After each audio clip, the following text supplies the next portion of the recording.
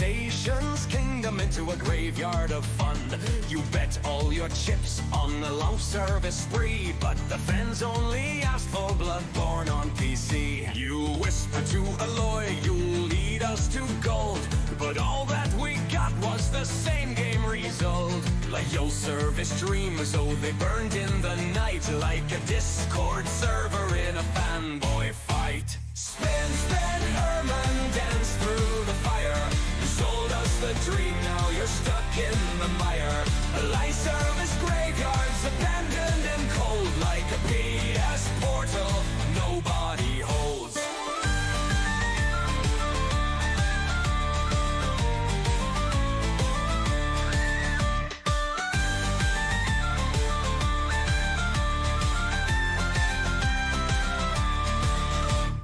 Towers of gas stations climbing so high, but no one can see through the cash grab disguise. Fair games, oh fair, what a terrible name. Stealing from the rich, Sony's playing that game. You said lip service is future, just give me some time. But now you're demoted, oh what a decline. Naughty Dog stranded, the last of us cursed. The only thing alive is your PR rehearsed. Spin, spin, Herman, your fate is unkind. Ryan has left you, now watch Sony blind. Your horizon obsession, your service collapse. Your legacy's buried in overpriced scraps. A decade you reigned, but the players withdrew. Aloy can't save you, she's also confused. The fans wanted Kratos, they wanted a thrill, but you chased dollar signs and swallowed the pill. Spin, spin, Herman, your tango is done. They stripped you of power, they fired the gun. The studios are tired, the players all fled. Your legacy lives, but only in red. Spin, spin, Herman, your tango is done. They stripped you of power, they fired the gun. The studios are tired, the players all fled. Your legacy lives, but only in red.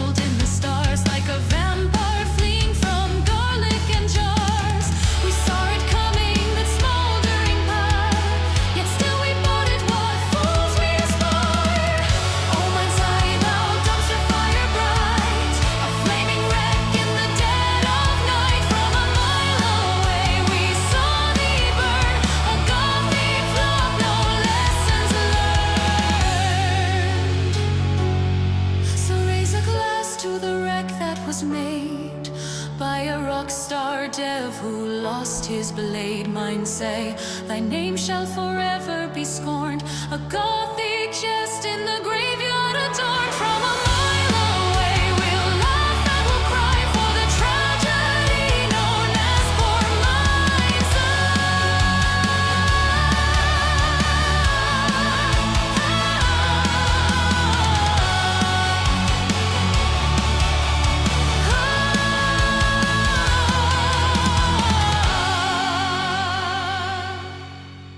It's true. It's true. Mind's Eye's terrible. Happy to confirm that. Yes. How is everybody doing today? Yes, I'm repping the new shirt. You got to do it. I guess I'm gonna be a dad. So I'm happy to be here. I'm happy to be here. We have a couple of things to talk about, frankly. We have a couple of things to chat about. Nothing that crazy, but some surprises nonetheless. So we'll get through that because there's some fun little tidbits here and there. And who knows, we might have like a pop-up random thing that happens too. You never know. Would do great at Eurovision. I agree. That song would. I agree. Phase shift. Twitch are getting utterly egregious with the ads, Luke. Need to find a new streaming platform. Yeah, I know the choices are few. Well, if Twitch is driving you crazy, pop on over and you can watch on the YouTube side of things. Unfortunately, Twitch really limits what we are able to do when it comes to customizing the ad experience. So my hands are a little tied. But if you want to watch on YouTube, you can do that. We also, I know some people, and by some people I mean one person, asked about turning on a Kick version. For me, it's toggling a button. Apparently I have to reconnect the accounts and I have to figure out what my password was for Kick because we set it up like a year and a half ago and then never used it again. So I'll just turn on all of that. I'll even turn on like the TikTok stream. And if you want to watch it vertically for some reason, you can do that. But the goal is just have the stream everywhere. And then you can just pick what is best and where you like it, you know? That's the point. Outsider Jesse, I agree. If they had it so like once you're a member, it turns off ads, I think that'd be great. I think they should do that. But I'm sure that's another layer of like complexity that they just don't want to deal with because spoiler alert, YouTube's dev efforts, all of them are going into like shorts and stuff. Like they put very little effort into the streaming side of things. There's still features that they announced and released to some people like a year and a half ago that I still don't have. Despite us having pretty big streams, I still don't have the ability to set like goals for super chats, membership, stuff like that. I can't do that. They also have a temporary like XP thing they're experimenting with, which are basically just, they're basically like channel points. That's not enabled either. There's random things that just don't work. So I don't know. We'll see. I've hailed from the land of YouTube Shorts, and it was about time to see you live for the first time. I'm glad to have you here, my friend. I'm glad you're here. Twitch has the worst latency. Well, and did you see Twitch is also going to be adding the, like, DVR mode, basically, so you'll be able to rewind the stream instead of only being able to watch it in real time. So it's basically just turning into YouTube, but with more ads, which is... I mean, it's whatever you want to watch. That's where you watch. But anyway, yeah, watch wherever you so please. Reddit list, glad to have you. 9 months of subs over on Twitch, and yes, winds howling. You're damn right. There's Witcher stuff we're gonna talk about today. Witcher stuff. Tell you what. Is Luke gonna review The Altars? Not like maybe we'll do an official review if there's interest, but I do have a video on it that will be out imminently. Not like today, but soon. I really like that game. I'm gonna be real. I really like that game. It scratches a lot of itches in my brain I didn't know I had. It's really it's really solid. Like really solid. So hey Luke, am I wrong for liking Mind's Eye? Well, I mean, you said it, so no. I like the story and graphics.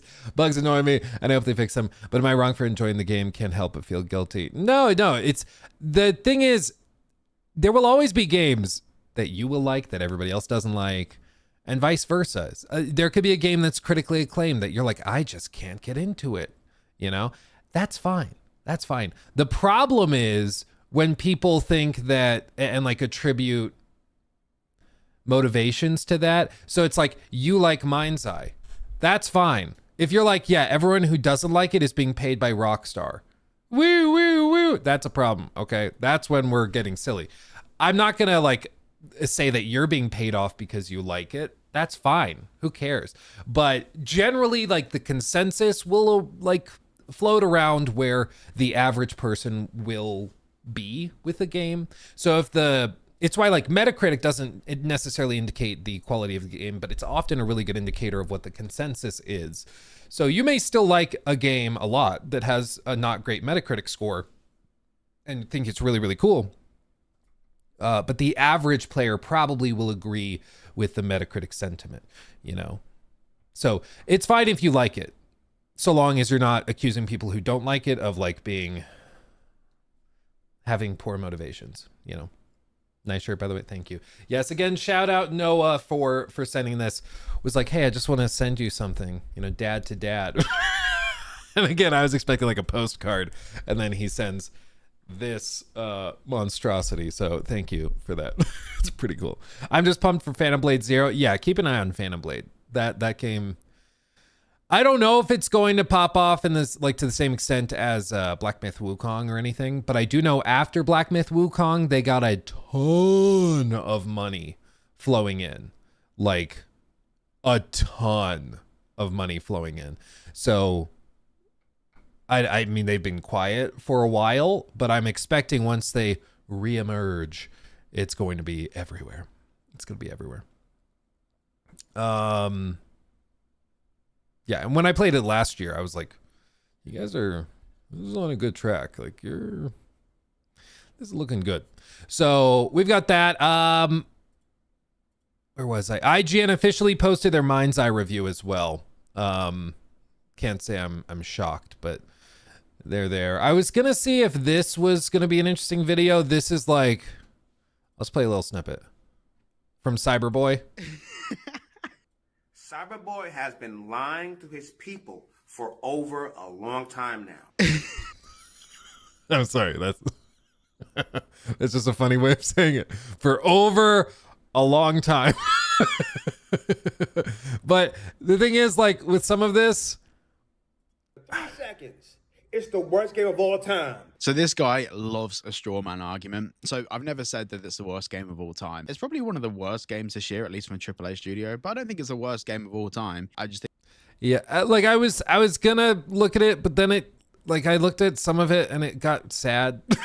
You know, like there's some examples of things where I'm like, this is interesting and entertaining, and then it gets to a point where it's like, oh no, this is sad. This is just sad. And so I give up on it.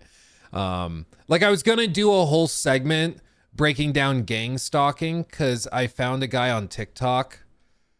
Shocker. That's how every great story starts, right? A very, very small channel of a guy that believes he's being stalked by white cars. And I was going to do like a full breakdown, but then this just got kind of sad. The white one, a red Subaru, and a blue Jeep, all in the same lot that I use often. And he's just like, he's an old guy that walks around, and all of his videos are like this. Subaru parked at the entrance of the car show. They knew I was going. There's a white Subaru and a gray Jeep passes me as I go to town. If you're not familiar, gang stalking is people, a lot of them have like schizophrenia or things like that, and they think that they're being followed, and so they start to see patterns everywhere. So they're like, I'm being followed by a government agency that only drives white Subarus. And it's like, it starts off just like, okay, like, no, it's just cars. Like, it's the same thing when you think of think to yourself, like, red pickups. And then you start seeing them everywhere because you just normally tune it out. But then, you know, you start seeing them everywhere because they're looking for them. And it's the same thing here. But I was going to do like a big deep dive because I just find it interesting. But the deeper into it I got, the more sad it just became. Because a lot of the people that get really into like the gang stalking stuff, thinking they're a victim of it, they like a lot of them have really tragic stories where like they experienced a mental break and then they started believing all this, and it just starts to get really, really sad. So I hope these people find the help that they need. But the problem is once you start buying into that and like you go down that rabbit hole, a lot of people just start self-isolating, and then they self-isolate more because everybody's part of the conspiracy. So they just end up isolating completely, pushing everyone else away.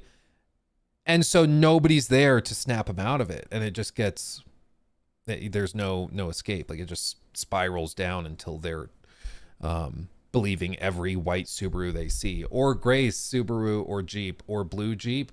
I don't know. All of those are part of the conspiracy. So it's a very interesting phenomenon, but it's also very sad at the same time, you know?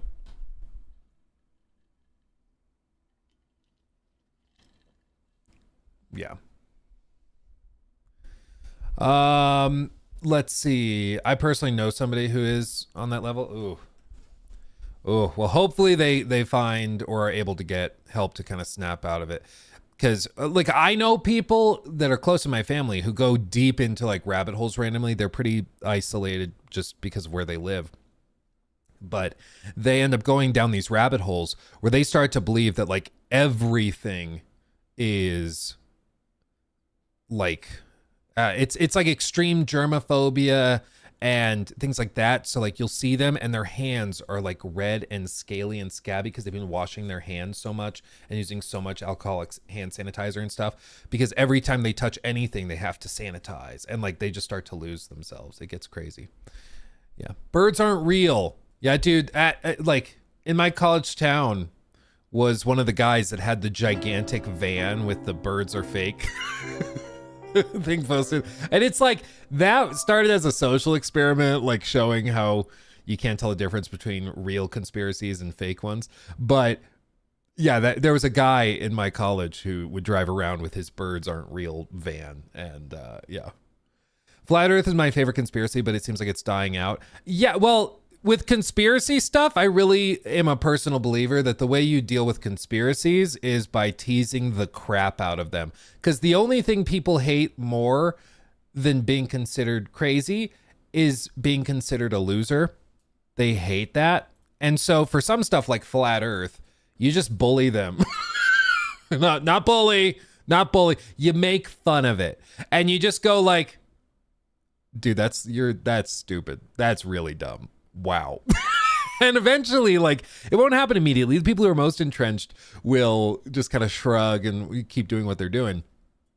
But for a lot of like the people in the middle, who are the majority, who you have to kind of convince, who can be convinced, for those people, I think if you do just like make it very, very uncool, it ends up working out just fine. You know, they end up chilling. Oh yeah, I wanted to show you guys this, by the way. Have you guys seen this game, Spine? They showed it at Gamescom. Government and let the gangs tear the place apart. They've taken my brother. It's time to fight. Redline, I got your back. Always. So it is a free flow combat system game, similar to like the Arkham series, but like the free flow combat is the entire game. Like that's the whole focus and everything.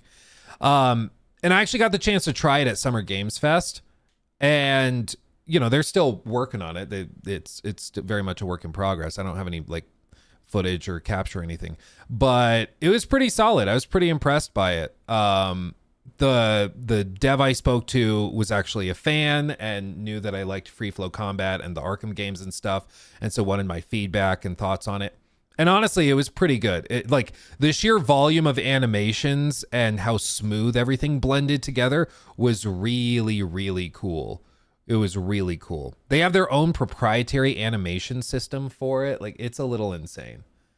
Yeah, it's Gun Fu. Yeah. It was pretty cool. It was pretty cool.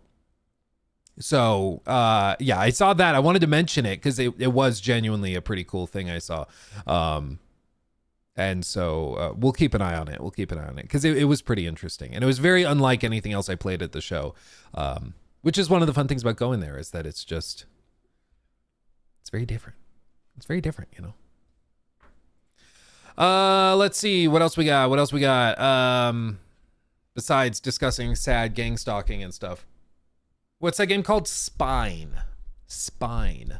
Yeah, I believe they're from,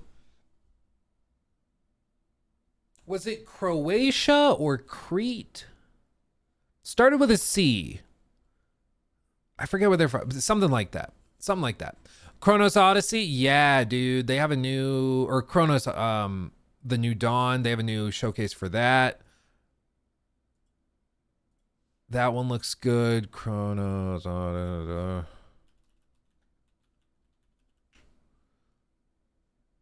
17-minute gameplay walkthrough. Was it Czech? Cyprus. That sounds right. Cyprus. I think that's right. Yeah, this looks very interesting. We'll keep an eye on this one once they start doing like more previews and stuff. It's Unreal Engine 5 powered action heavy MMORPG. That lets you manipulate time. Dude, we need more competition in that space. Like on the big scale, you know, that shows up day one ready to go. So I'm down for that. Chronos New Dawn looks crazy cool. Yeah, this one seems very, very interesting. Yeah, I'm excited to see where this goes. Very, very weird. There's a lot of good games coming, dude. There's a lot.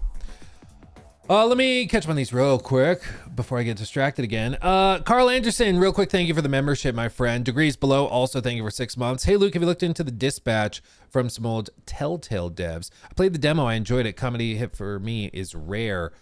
Dispatch. That sounds super familiar.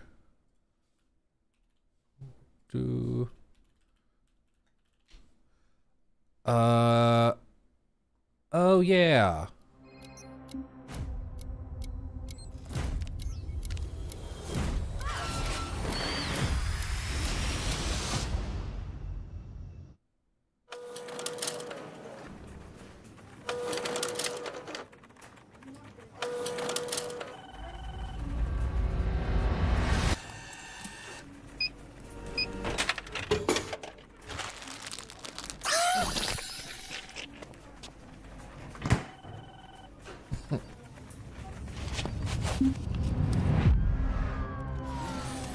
So basically work as like a dispatch operator for superheroes. And it stars Aaron Paul and Laura Bailey. You're dead, I thought. Or you're hunting down superheroes. This on the inside. Yeah, it's very interesting. I'm gonna have to check that out. Played the demo, pretty cool and funny. Yeah, I'm down. I'll keep that open. Yeah, I want to check that out. Sweet. Thank you for mentioning that one. Leo Breaker, thank you for the 2. Love the channel. Any Steam Deck recommendations? Dave the Diver is one that's really, you know, it plays really well. But a lot of games play pretty well on the Steam Deck. Expedition 33 is a solid one. If you like JRPGs, play Metaphor Refantasio. That's a really good one to take on the go. So that's one I would definitely recommend. Yeah, it's those games where you can like pick it up. You know, you play a little bit, you set it down, you pick it up, you keep going. Like that's the key. That's the key. So yeah. Hollow Knight, yeah, that's another really good one. Celeste, if you never played Celeste, that's a good one to do as well. Yeah, I feel like nobody talks about Celeste anymore, but yeah, Celeste was very, very good. Very good. Oh, wait. Vitor found the clip we were looking for.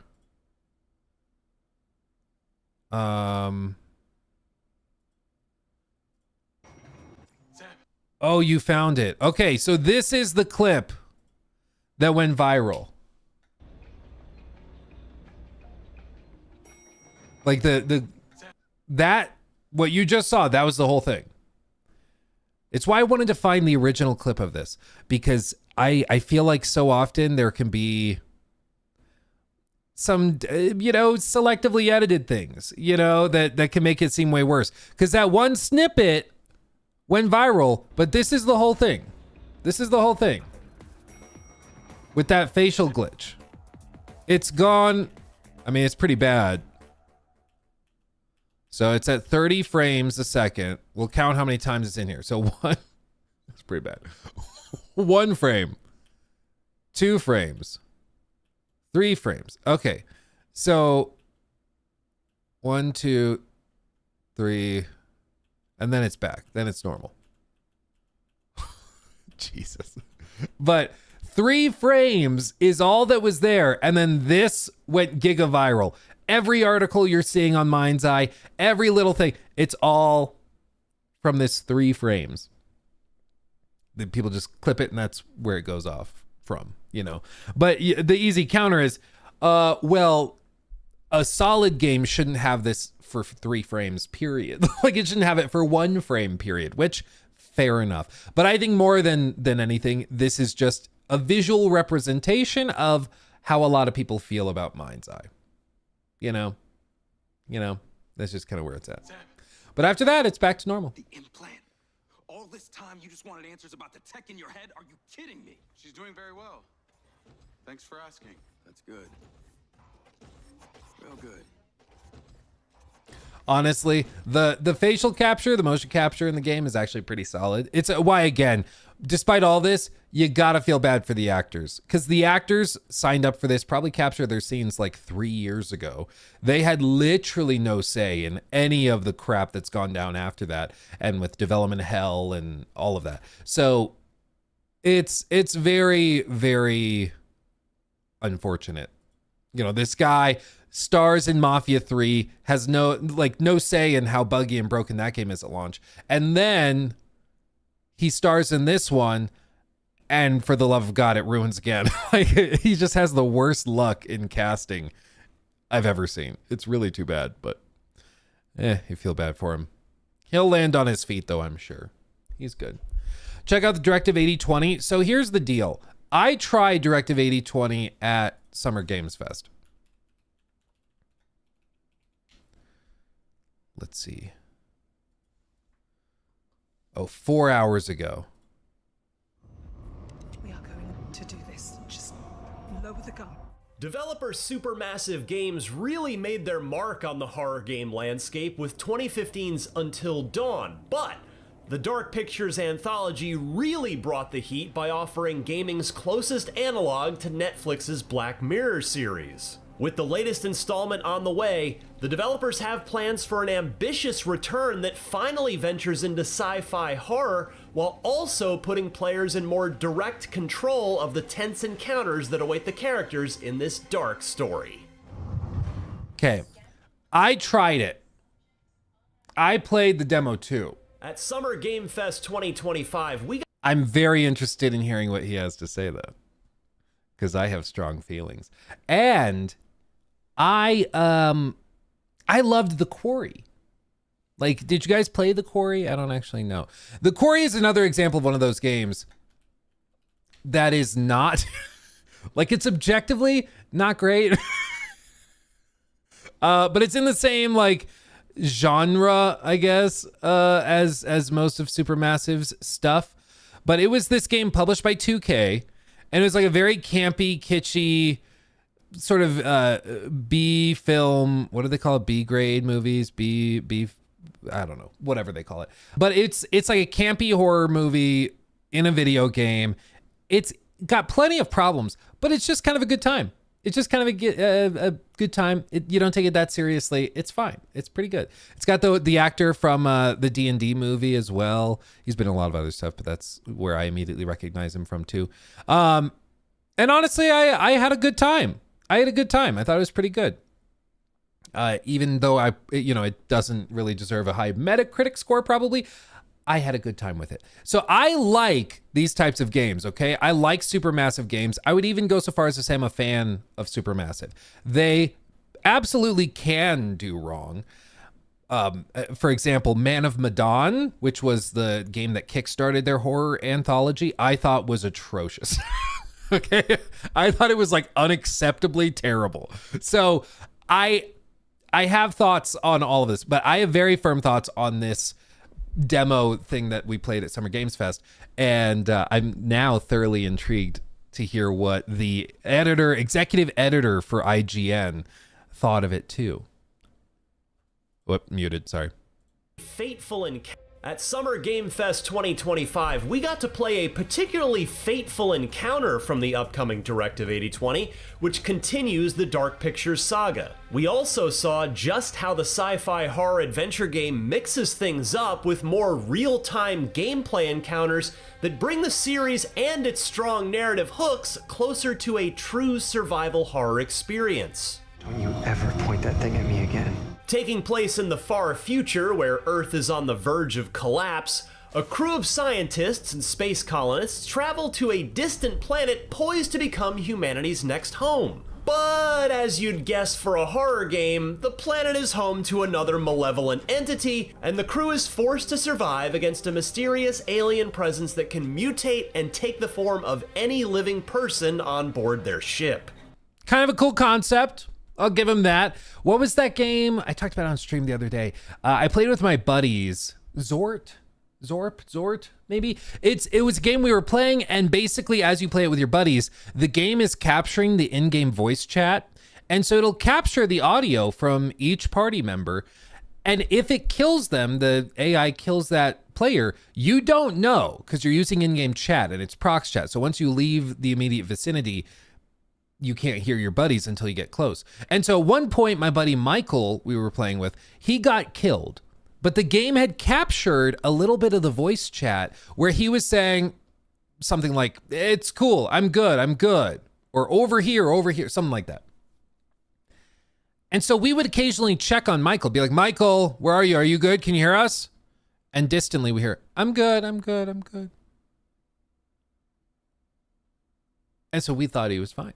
We didn't think much about it. And we moved on with the session. And 5 minutes later, we'd be like, "Michael, can you run this over to us?" I'm good. Like that. That didn't really make sense. Okay.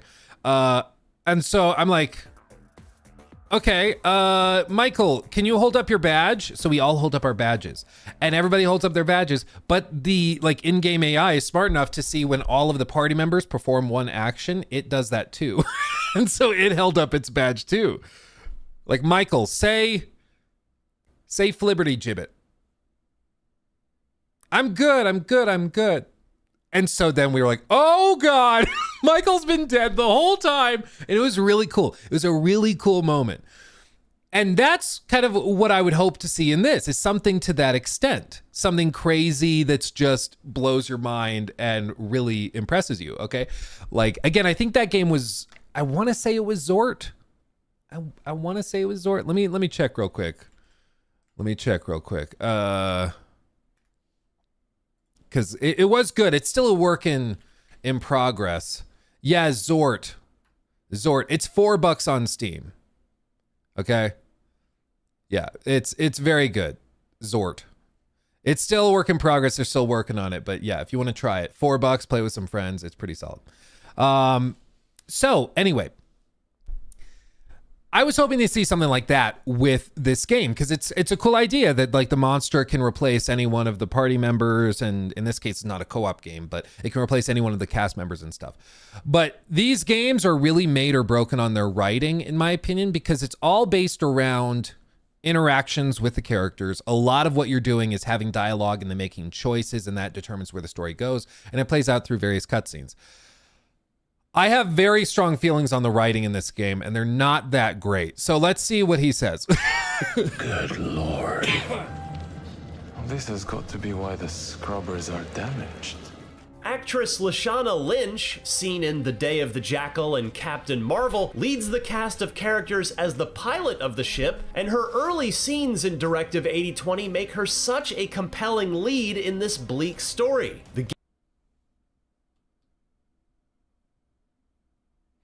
If he hadn't said Summer Games Fest, I would genuinely think he played a different game or a different demo than me. Because I'll explain why I feel the way I feel in just a minute once he's done describing his stuff. But through no fault of the actors, I don't think, it's writing related. This did not set up the story in like a compelling way, in my opinion. Game leans into similar themes of paranoia, isolation, and fear of the unknown, which makes for an excellent setup for a Dark Pictures game. The developers were particularly inspired by sci-fi films like Event Horizon, Alien, and John Carpenter's The Thing, which helped establish the style of horror and sense of dread that Directive 8020 goes for. Get behind me, now! According to game director Will Doyle, who guided me through the SGF demo, Directive 8020 will still feature many of the hallmarks of a Dark Pictures experience. Still, it will also mark the start of more active gameplay sequences and choices that aim to increase the fear factor within this extended episode. I've had this idea for more real-time threats in my mind for a long time and throughout Season 1 of the Dark Pictures, and the main reason we wanted to do it was to increase the fear factor for the games. He continued, saying, "There's nothing more scary than when you're in direct control and the creatures are trying to hunt you down and kill you. That gets your heart pumping, and that was a significant part of our motivation. We also wanted to expand our audience with more engaging gameplay. It's still a cinematic, story-driven game, but it does have moments where you are making those decisions and actions with more direct control." Don't trust him. I got to see this real-time action He's going to describe it, and then I'll describe it from my perspective. Sequence during a story segment where the captain and another crew member were confronted by their alien imposters. Playing as the second crew member, the imposter mutates into a grotesque monster, and I have to evade it from within the maintenance area of the ship. This played out in a tense and unnerving stealth sequence that felt similar to Dead Space or Resident Evil, which lends Directive 8020 a classic survival horror-like feel. As this is a Dark Pictures game, permanent death is a thing, and if I hadn't gotten this character out away from his imposter, the main story would have evolved differently.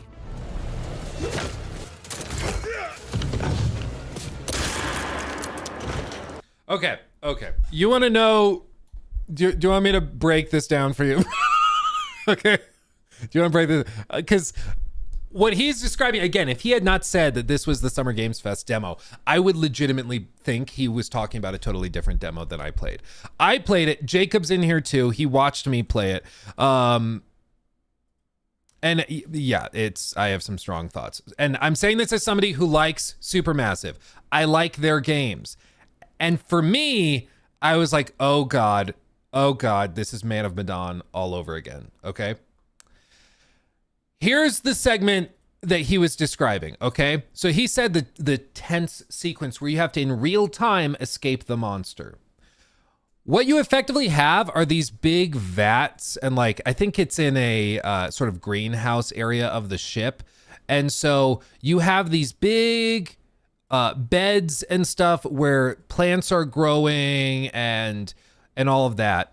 And basically, like, you start, maybe there's some crates and things blocking the way, kind of scattered around here. Yeah, and then we'll say that the ladder is like right here.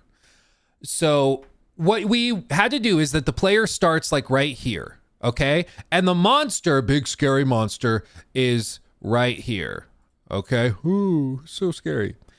And all you have to do is like navigate through here. You squeeze through this crack. Giggity. And, oh yeah, there's also Rebel like right here.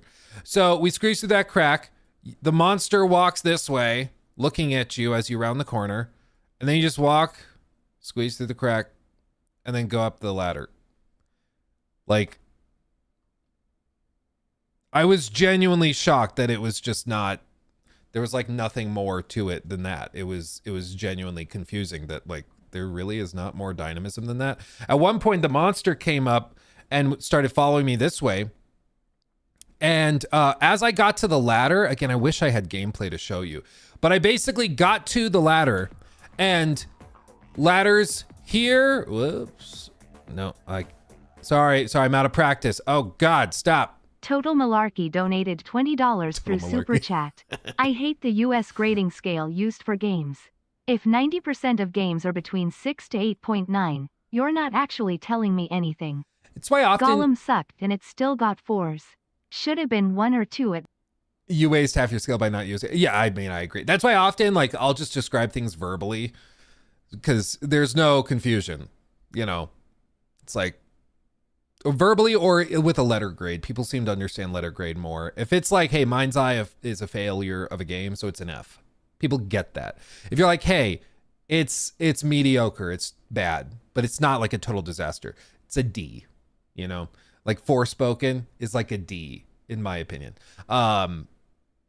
And then like a totally kind of mid-average game that's just passing, but does nothing really remarkable, it's just fine, is like a C, C minus. And if you explain that, I think people start to understand it, but I agree. The typical grading scale, it just means that like half of it is not used.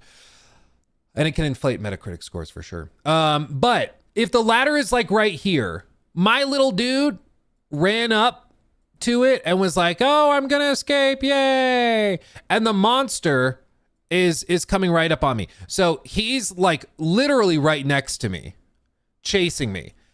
And I happen to reach the ladder maybe half a second before the monster swipes at me and the character is killed. But because I happen to get here, tap X or whatever it was to interact with the ladder, then it starts the cutscene where my character reaches the ladder a solid 10 seconds before the monster. He warps all the way over to the other side of the room so that they can have a cutscene where the monster is chasing me as I just barely get up the ladder.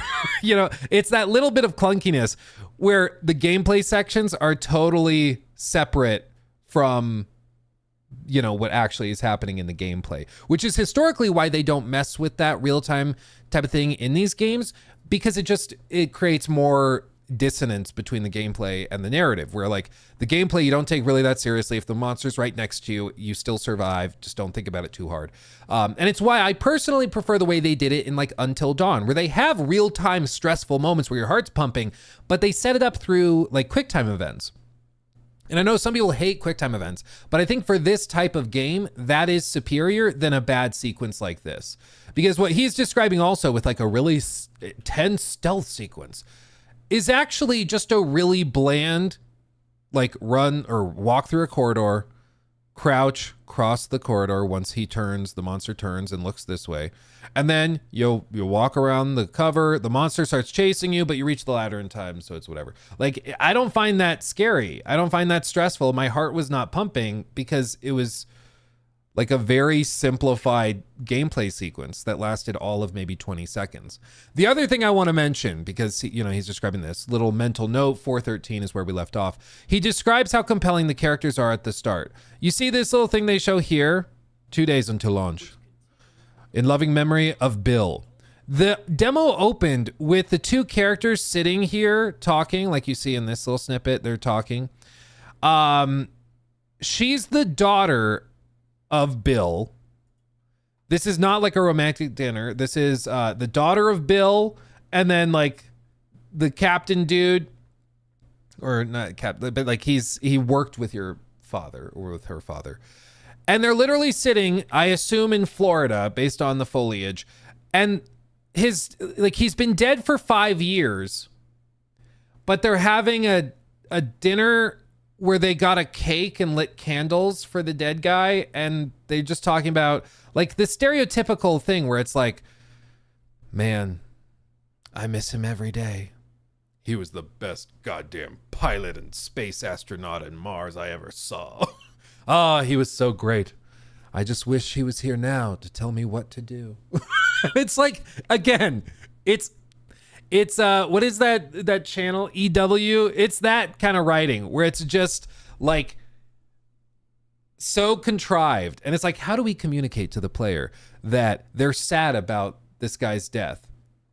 Let's have a cake. CW thing.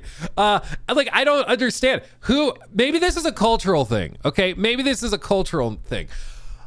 Tell me in chat, in what culture do you, like, on the 5th anniversary of somebody's death, get a cake and go to a restaurant and light a couple candles when it's just 2 people? Like, I can't fathom doing that. You know, like, I genuinely don't understand it. It was just really weird and contrived. In the first, like, 6-7 minutes of the demo, but it felt like 20, it was just them talking and saying the same things over and over again about how much they miss Bill. He was the best guy we ever worked with. Oh, he's so great. I miss him every day. It's like, okay, maybe he was a great guy, but, like, this is ham-fisted exposition. You know, at least in the Quarry, they go through exposition by, like, little inner character dialogue in interesting sequences, like when they're trying to break into the house or when they're sitting around the campfire and things like that. That makes sense. That's more interesting than sitting in front of a death cake, in my opinion. The other stuff they mention, you know, I can appreciate that they want more real-time threats, long time throughout the season. Dark Pictures, the main reason we want to do is increase the fear factor of our games. Again, in my opinion, it does the opposite. Yeah, we all miss Bill. We all miss Bill. In my opinion, it does the opposite because it gamifies in a very obvious way these encounters. Like during some of the most stressful sequences of Until Dawn.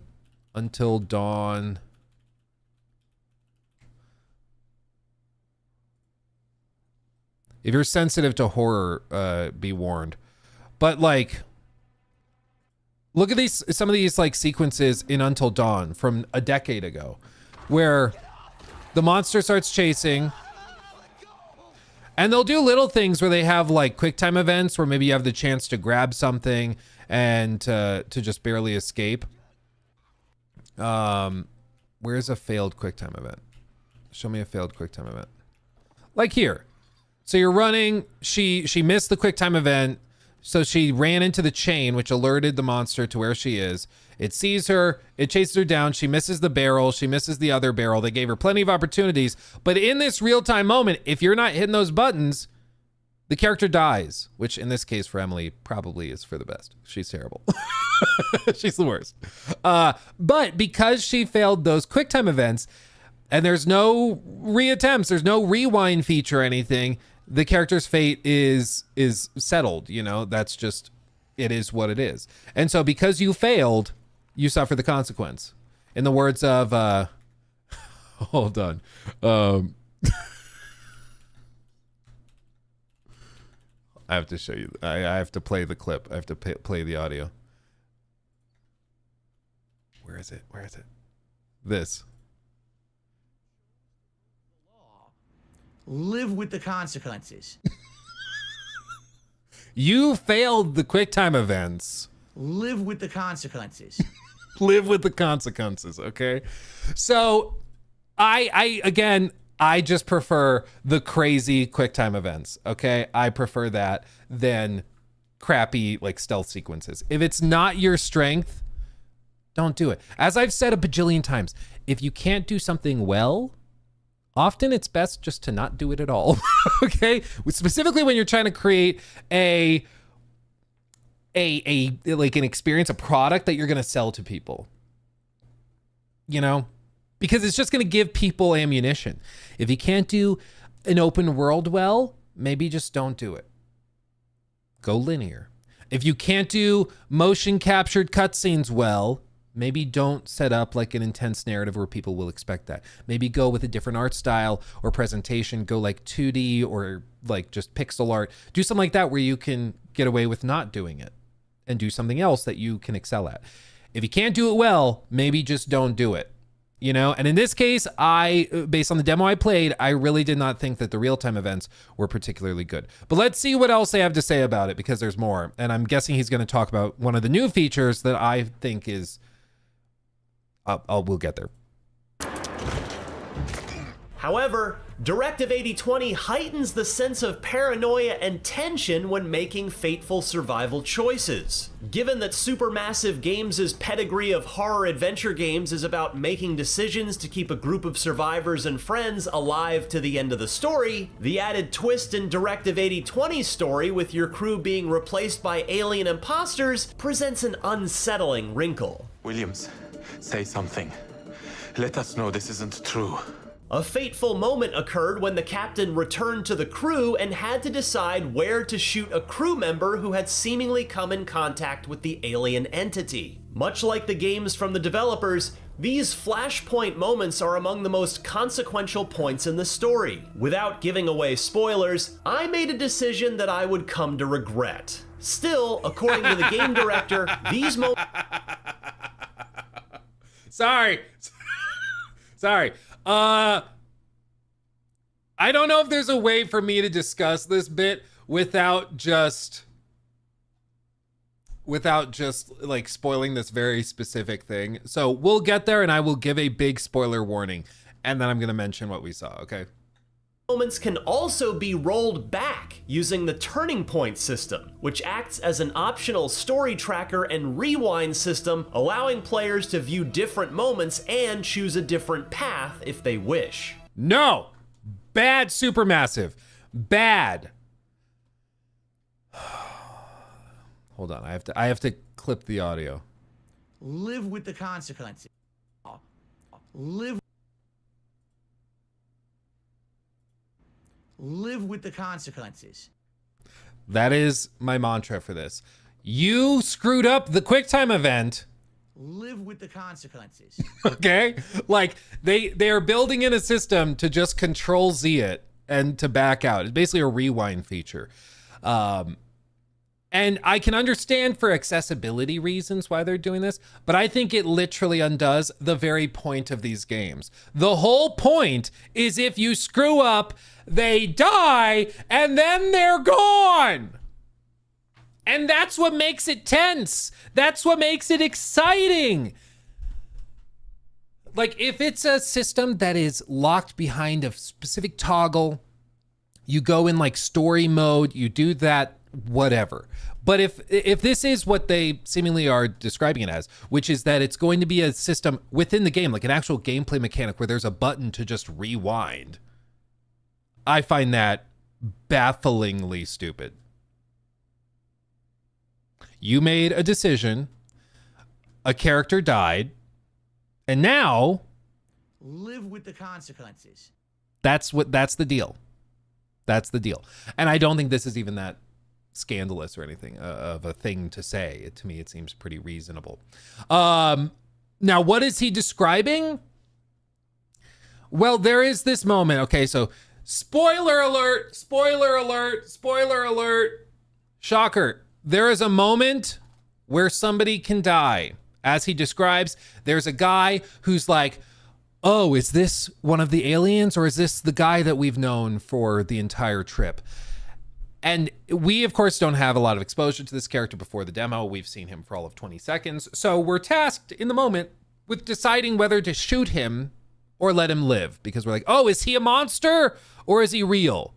And we don't know. You make a couple of basic inferences and you try to determine it based on the dialogue and what the characters are saying and stuff like that. Where I took inspiration from was this moment here where the guy yells, and then even though he's just a human being, he hits the glass and shatters it. And this, like, he is in a detained, like, safety vault thing, like he's set aside. So it's fair, I feel, to assume that this glass on this sci-fi super futuristic space station is probably at the very least like roughly as strong as a car windshield. It's roughly like, maybe it's laminated glass or whatever it is. So I was like, he just hit that, not that hard, and it shattered. So this has got to be an alien. he's way stronger than a person should be. It's like, and he was doing other things. They were like, oh, we can't trust him. He's been acting weird for weeks.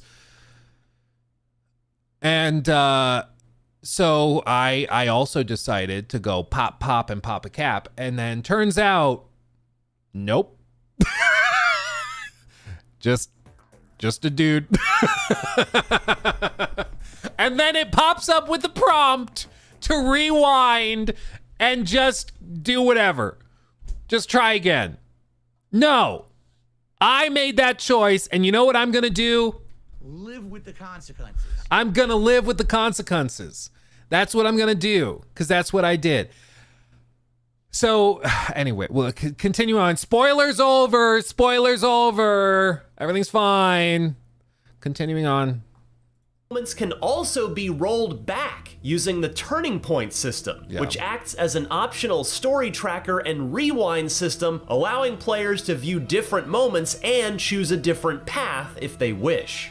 Again, I understand it's optional, but the very fact that they created it, I fear, betrays a total misunderstanding of what makes these games good, which is why it's kind of a red flag. You know, whenever there is an optional feature, but it's totally antithetical to the very premise of the game, it's still a red flag, even if it's optional.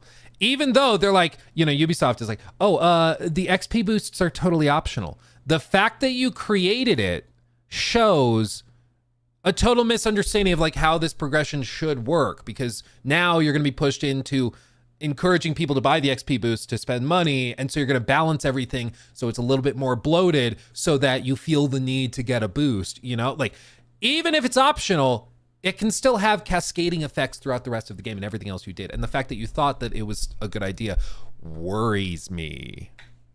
I wasn't sure you'd be here. I wouldn't miss it for the world. And again, just this is us, like I'm assuming a dinner they're having shortly before they take off to go to Mars or whatever. But again, I cannot stress how weird it is to be like, she says, I wasn't sure you'd be here. I wouldn't miss it for the world. The 5-year anniversary of her dad's death, and he very kindly brought a cake. It's just, people don't do this. I'm sorry. People have never done this in the history of humanity. It's just weird. It's just weird. Maybe I'm the weird one. Maybe you guys, when we clip this, I'm going to see comments where people are like, Luke, what an a-hole. You don't bring cakes after people die years later. I was like, no, I didn't set up a calendar event to remind me when this guy I worked with 20 years before died, be like, okay, in 5 years, bring a cake to his daughter.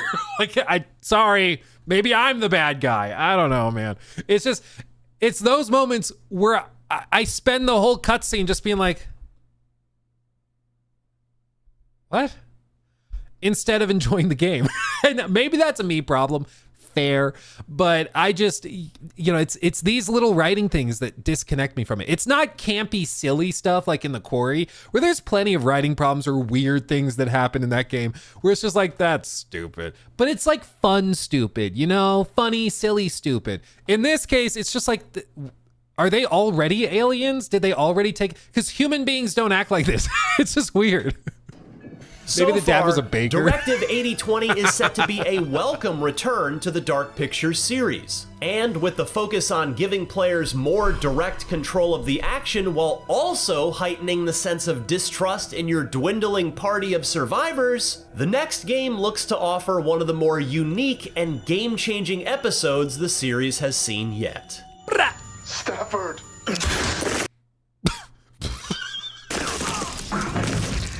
Okay, now I don't feel bad for the spoiler bit, because he was like, I'm not going to spoil it. And then he just shows himself shooting the guy and be like, I would go on to regret that. Okay. Is it going to show the button? For more Summer Game Fest coverage, check out our recent previews of Ninja Gaiden 4 and Resident... I'm sorry. It's just, again, I get no joy out of this, okay? Like, I like Supermassive. I want them to get back on the horse of horror and I want them to come out with another Until Dawn-esque game. And after The Quarry, I thought, ooh, we're on track. We're on track. We're getting back there. Because The Quarry kind of felt like a spiritual successor to Until Dawn in all the best ways. It really did. And as somebody that liked that, even though a lot of people did not like The Quarry, I really liked it. I played it with Nikki upstairs on the couch. We had a good time. I think I've actually played it like 2 or 3 times with friends when they come over and stuff. We do that too. So I was rooting for them with this, but maybe this is just a bad demo. But based on what I saw, this is unfortunately going to, I mean, it feels way more Man of Medan than it does Until Dawn. Like it does not feel great.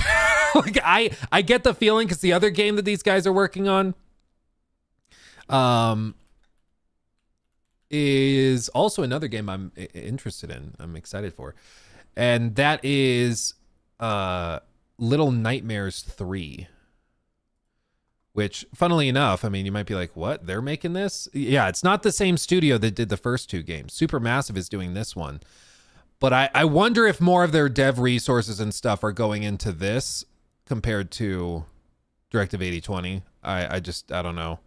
This looks really interesting. I'm excited for this, but Directive 8020, unfortunately, I watched it, like I played it, and I was just like, like just not feeling it, fam. And that, it pains me to say, because I really like them as a studio and I want them to be successful, but sugarcoating it and pretending like this could be a really impressive thing and I can't wait to see, like that doesn't help them.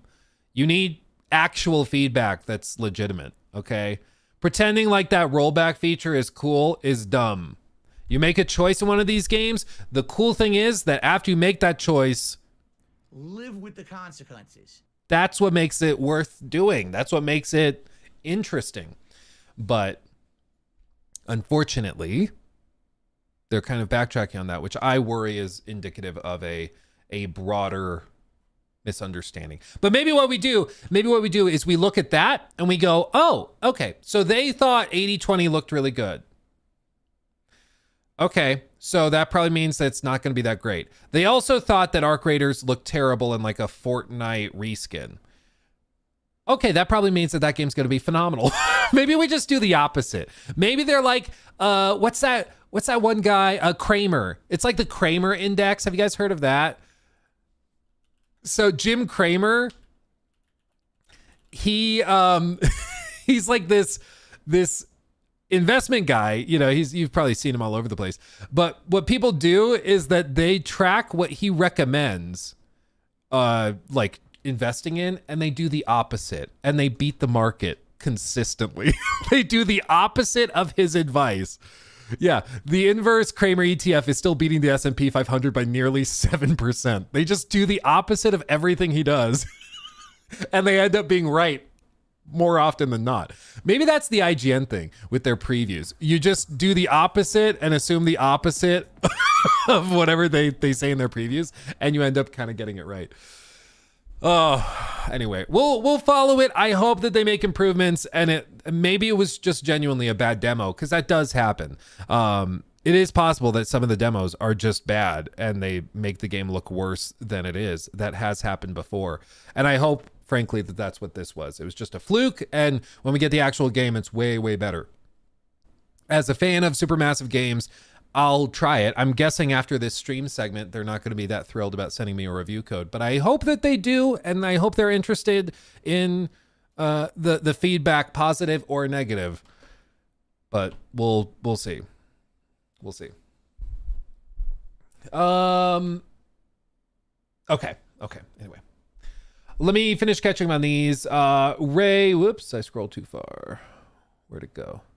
Ray was able to get Shadow of War for $8, and I'm almost done with the grindy end game. Nemesis is fun, but I hate how Talon lets orcs monologue at him forever. Yeah, they do. And yeah, rest assured though, that end game grind is after they rebalanced it. It was way, way worse when it first launched. Yeah, it was like way, way worse. I'm gonna be a dad. Congratulations. Thank you for the membership. DJ, I also like, yeah, I'm gonna be a dad. Guess I'm gonna be a dad. Oh my God. Okay.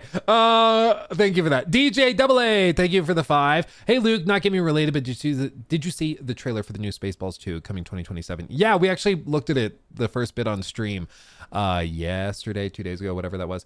Looks pretty good. Looks pretty good. I'm excited for that. Of course, like we haven't really seen any of the movie, but seeing that they're getting a lot of the original cast together, of course, it's another Mel Brooks movie. I'm excited. I'm excited. Also, DJ, thank you for the 5. Also, where can I buy your shirt? Absolutely need that in my closet. I don't know. Noah sent it. I don't know. I don't know. Noah doesn't tend to talk in chat. I don't know if Noah's here, but maybe he'll tell me where he got it and we can send it out for people. Let's see. Where did I leave off? Jay Lil, thank you for the 2. Check out Directive 8020, please. We did. Sorry. I think that's what inspired this. The Saga of Blitz, thank you for the 5. I'm excited that I just found Project Shatterpoint last night. Titanfall meets the finals. It's early, but looks promising. I think I saw that one too. It does look promising. I hope they continue to make progress on it. Gray Fox, thank you for the 5 as well. Please look into Dark and Darker game situation. It's insane. So much potential being ruined by the head of Iron Mace. Worth making a video of, in my opinion. Something's happening with Dark and Darker.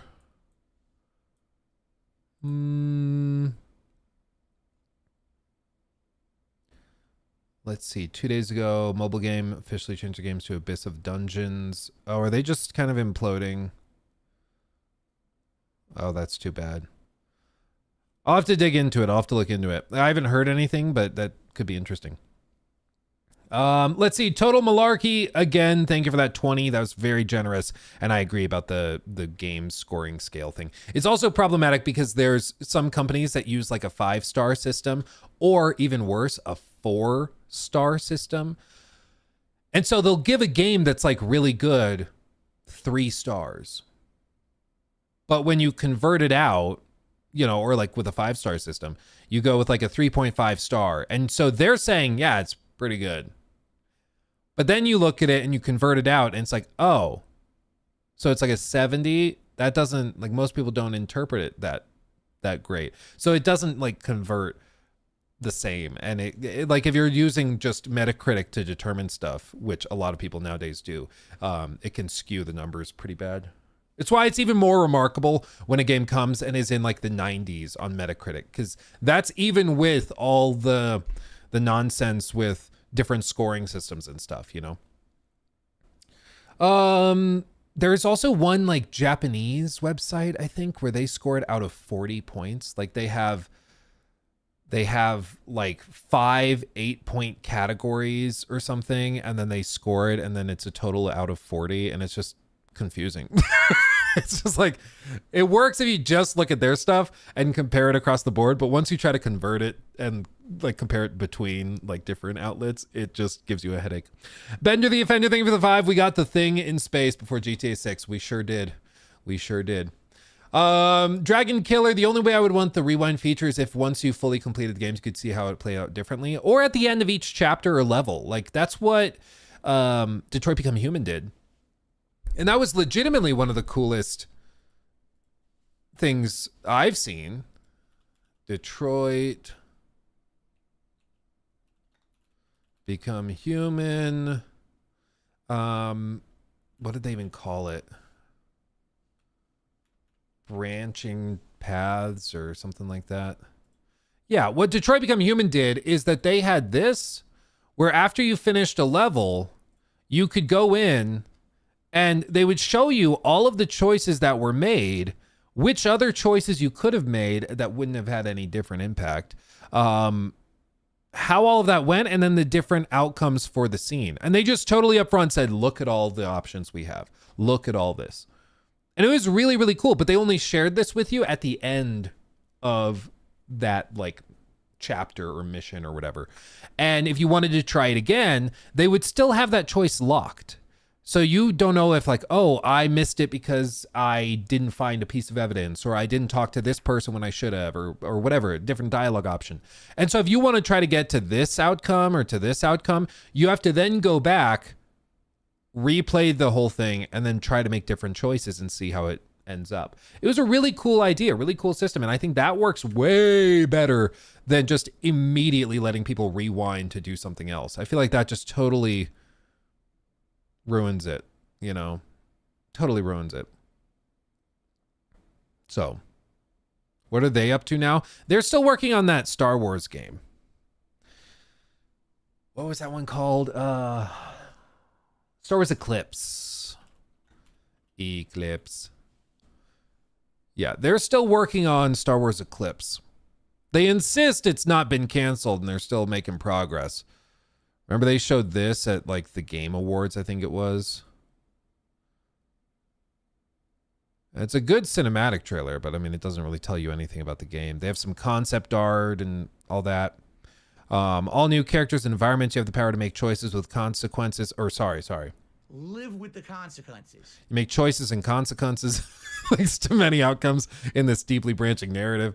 So if they're able to do like a high production value Star Wars story that is just straight up like on the level of Detroit Become Human, I'm in. That's really cool. But they've also not made a game in 7 years, and this probably doesn't come out for another few years. So we'll see. It's apparently they worked on it for ages, and then they got to a point where like their engine couldn't do what they wanted to do because they wanted to have these vast scenes with lots of characters, and it just wasn't working. And so finally they had to do some major overhauls to the tech, and now they're kind of back on track. But apparently that was one of the big problems that's caused a lot of issues. Yeah, allegedly it's still coming. We'll see. They are still hiring people. They're still doing stuff. Yeah, some still shots. These are all from the cinematics though, so you can't really put anything into them. But other than that, we just don't really know. If we look at careers, right here, Quantic Dream careers, job openings. So you see they're hiring senior technical gameplay animators, animation directors, cinematic director, QA testers, camera systems designer, data analysts, community developers, level artists. Like they're hiring a lot of people for this.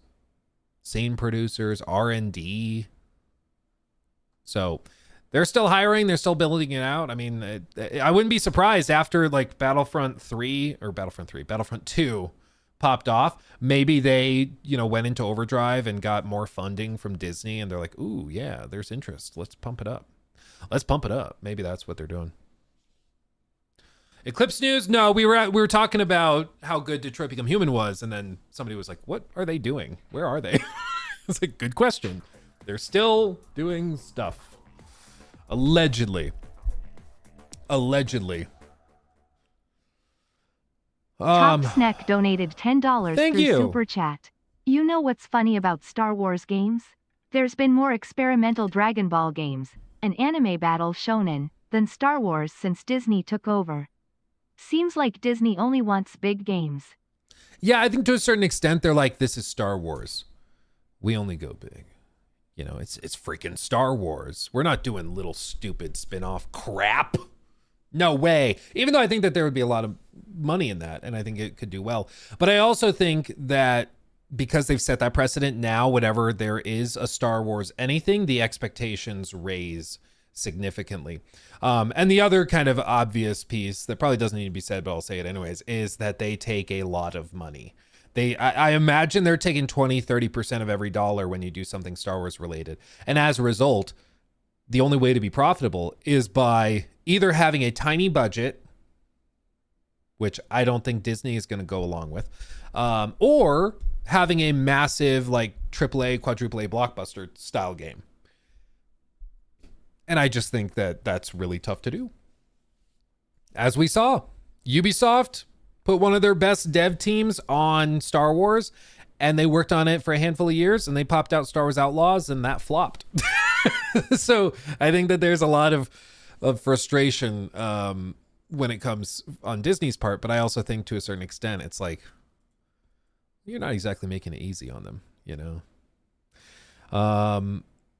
When can we see Mafia, the Old Country's gameplay? The release is less than 2 months away. I don't have any secret knowledge of this, so, you know, I'm not like secretly reporting on something I know. I would guess that they probably are going to do like some random drop of a gameplay trailer in July, like 2 weeks beforehand. I just get the vibe that for that game, they feel like word of mouth is going to be the deciding factor. And so they're just not going to go crazy with marketing it. You know, a lot of other 2K stuff, they're spending a lot of money on previews. They're spending a lot of money on, I'm sure, eventually TV commercials and online commercials and ads and stuff. And they'll go crazy with the marketing. But I think Mafia, like the Old Country, they'll do some of that. But I think that they're mainly relying on like word of mouth. The fact that it still was not at Summer Games Fest, even to like play a little bit of it, is weird to me and worrisome. I hope that it's on track and I hope it's not like in trouble. But then again, like 2K just in general, they didn't bring Borderlands to Summer Games Fest. They didn't bring any of their stuff. So it may just be that they're going to do their own thing. Who knows? Maybe they're working on some event in the background and then like July, they'll show a bunch of Borderlands. They'll show a bunch of Mafia. Who knows? Maybe that's their plan. I don't know. But I really think if they don't show any gameplay before launch, like that obviously is a big red flag. That's not a good thing. They need to show more. And they have time to show more, but I think that they're just in the spot where they're like, the game comes out in 2 months. Why show it right now? Wait till we're closer to launch when we can build up excitement that directly translates into copies sold and do it that way. So it might be the better route. Gaming Astronomer, also thank you for that one. Luke, could you tell us more about the hate for The Last of Us? I saw a video on the most hated game dev by Sir W, and I'm really confused because I love Last of Us Part 1 and 2. Hated Season 2 though. But yeah, could you check it out? I'm not familiar with that video. We could potentially look at it if it's good. I won't make any promises now because I just don't know what that is. But yeah, potentially.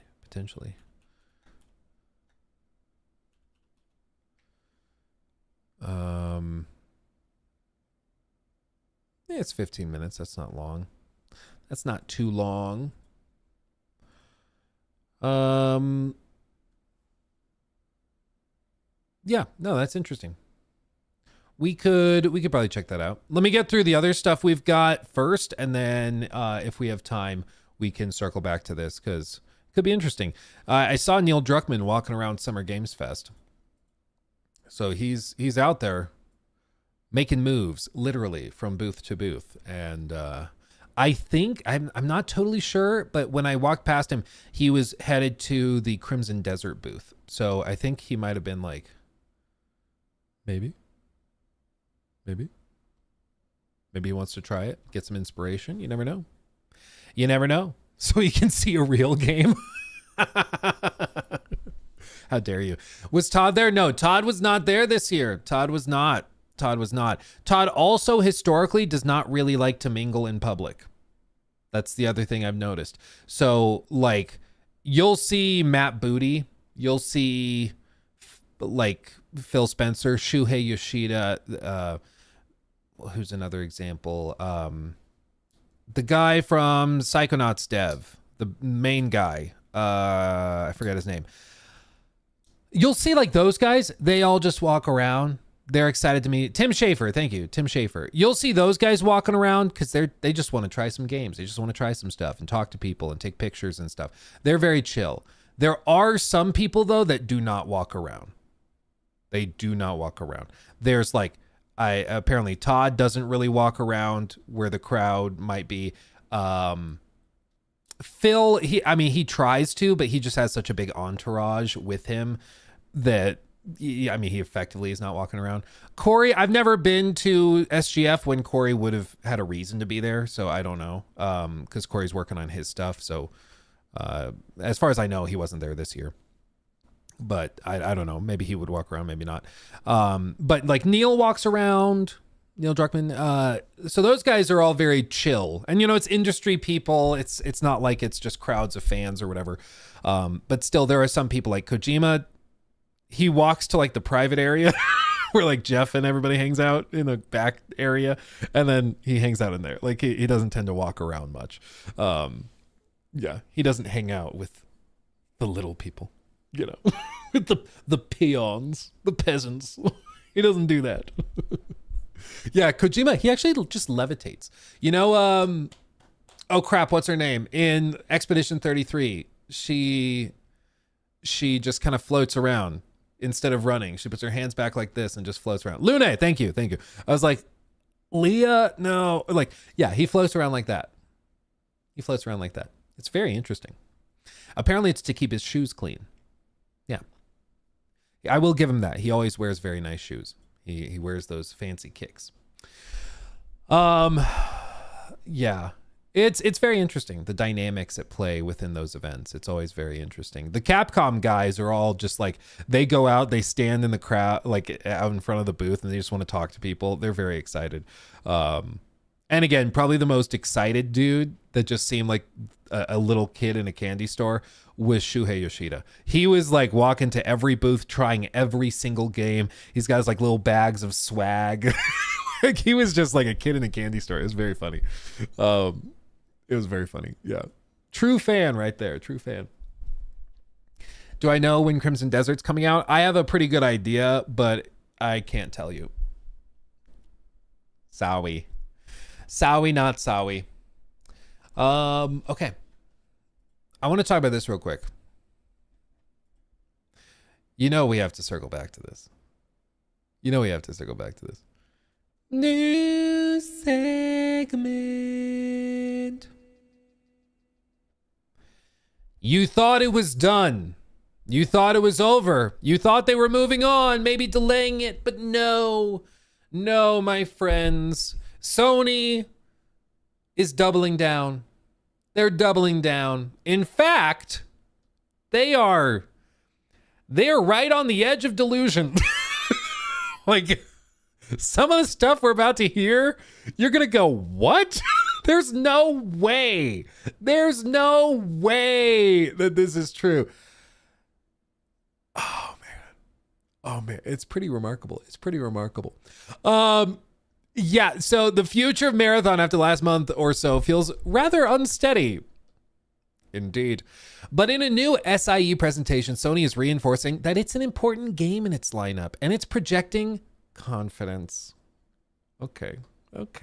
Sony's Herman Holst took some time during his overview of PlayStation's offerings to single Marathon out as, quote, an innovative and bold take on the extraction shooter genre. It is bold. A lot of what's going on with it is bold. This was joined by a slide that under the banner fiscal year 2025 focus, which said that there is a strong early engagement for Bungie's bold and innovative new title. Dude, this is why you can't trust anything on its face when it's written in corporate jargon. Because strong early engagement for Bungie's bold and innovative title, I'm sure they just looked at how many times it was trending on X. They don't tell you why it was trending, because it was not for good reasons. But they're like, engagement's really high. People are talking about our game a lot. What are they saying about it? Shut up. No, I mean, that's like a pretty important piece of it. Like, you say that the game is being talked about virally online. People can't stop talking about it. What's going on with it? What are people saying? So anyway, 2025, like it's very selective. It's that Apple and NVIDIA slideshow type of presentation where it's not what they say, it's what they don't say, Do you want to hear the little snippet of Herman Holst saying this though? So Paul also retweeted this from American Truck Songs. Sony's annual business segment meeting for PlayStation was last night. Unlike last year's event, however, this one did not take live questions and appeared to be entirely scripted. Yeah, they took it and did not open it up for questions from investors and the public, which not great, but let's hear what Herman had to say. It's our goal to release a very bold, very innovative and deeply engaging title. It's going to be the first new Bungie title in over a decade. Bear in mind, he thought that Concord was so innovative with its unique story elements, which, remember, was a 60 to 90 second cutscene that would swap out every week. He called that innovative. And now he is saying that Marathon is going to be a similarly innovative and engaging game. And he also thought that Concord was going to be on the level of Star Wars, according to Colin Moriarty's sources.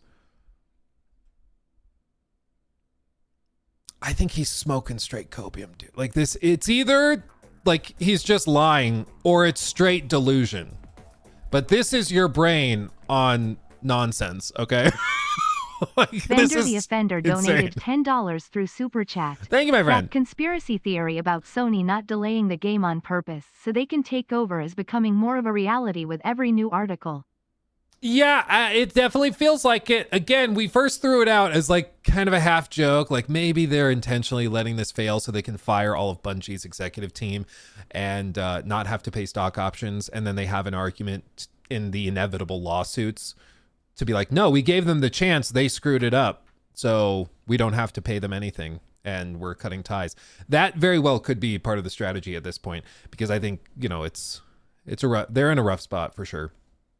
But this is just straight up delusion if he genuinely thinks that this is what people think of it. Again, let's just play it back real quick. Engaging title. It's going to be the first new Bungie title in over a decade. So we're really excited for that release. We're excited too. It's why I've said no matter what, there will be content, my friends. There will be things to talk about. It's why, like, even if the Horizon Online game, whether it's amazing or dog water, we will find things to talk about. Either way, we're going to be entertained, and it's going to be a good time. Monitoring, we're going through the test cycles. We're monitoring the closed alpha cycle that the team has just gone through. We're taking all the lessons learned. We're using the capabilities that we've built in analytics and user testing. Okay, so he basically just used like 150, 200 words to say, we're looking at the alphas and the data we collected. Could have said it that quickly, but we'll understand how audiences are engaging with the title. To understand how they're engaging with it, the word you're looking for and that you're doing this research to find is negatively. They are engaging with it negatively. There you go. I just saved you $50 million. You know, some of that feedback, frankly, has been varied, but it's some of it, you say. Some has been varied. This is like when Todd was asked about like negative reactions to Starfield, and he's like, yeah, some people like the game and some people like it less. It's like, bro, come on. It's like asking somebody in some governmental position, what do you think about the life expectancies dropping so severely in this area where the water is poisonous? And you go, well, you know, some people drank the water and lived a good long time and other people lived less time.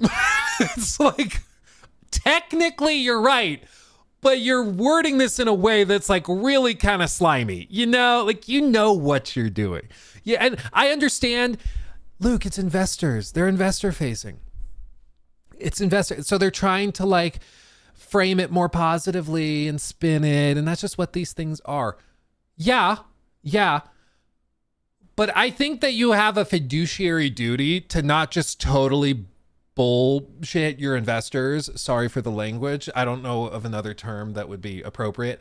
And the fact that they're going so far as to like not take live questions is also, I think, quite shameful and disgraceful, because you know the first question would be, you've had scandal after scandal after scandal, and now like the reception to fair game $, apparently, is so negative that even the co-founder of the studio was pushed out. You have Marathon, which is caught up in its own suite of scandals where now people are openly calling for it to be just delayed or canceled. And the player interest has plummeted and the game is toxic online. Like, how are you dealing with these things? And how does this keep happening on your watch? These would be the questions that would be very, very fair to ask. Very fair to ask. But nobody can ask them because they shut the door and they're not open to it. And I think that's shameful because everybody should get those answers, but instead they're just not just pretending like those questions don't exist and are not on everybody's minds, but then they're straight up gaslighting us like, yeah, player engagement has been somewhat varied. It's like, bro, you're hard pressed to find a single person that's like, Marathon's gonna be great. Like I played it and I was like, yeah, I'm excited to play more when they do the alpha. I played it during the alpha for a few more hours and I was like, yeah, I'm kind of done with it. I kind of reached the end of it. I don't see much more that they could do. I think they need to delay it, add like 5 new game modes, figure out how to do the ranked stuff. Like there's a lot they still need to do. Otherwise I'm good. Like after the alpha, I already feel like I'm done. Like I feel like I've played everything the game has to offer and that's not great. It's not a great spot to be. It really is not.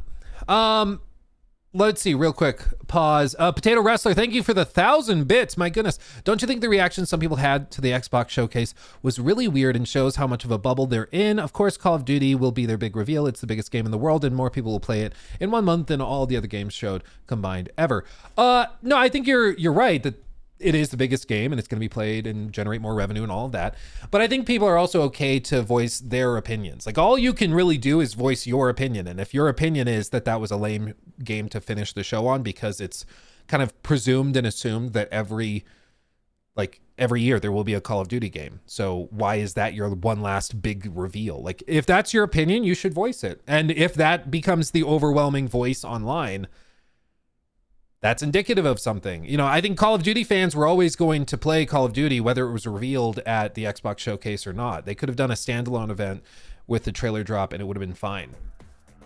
You know, but I think all you can really do is just voice your opinion, put it out there.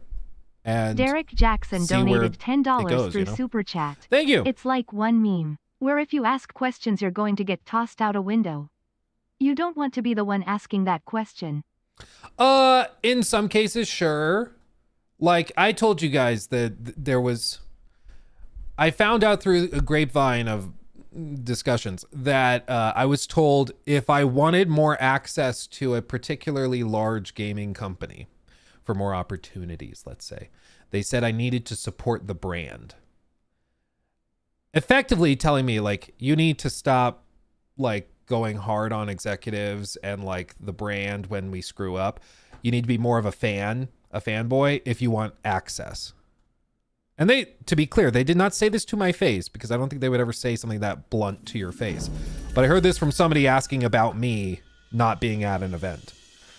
And I'm like, okay, if that gets you thrown out the window, if asking the obvious question gets you thrown out the window effectively, and it's like, you made fun of Herman. You said Jim Ryan looked like an alien wearing a human mask. You're not allowed to get early access to whatever PlayStation thing. Okay, yeah, bite me.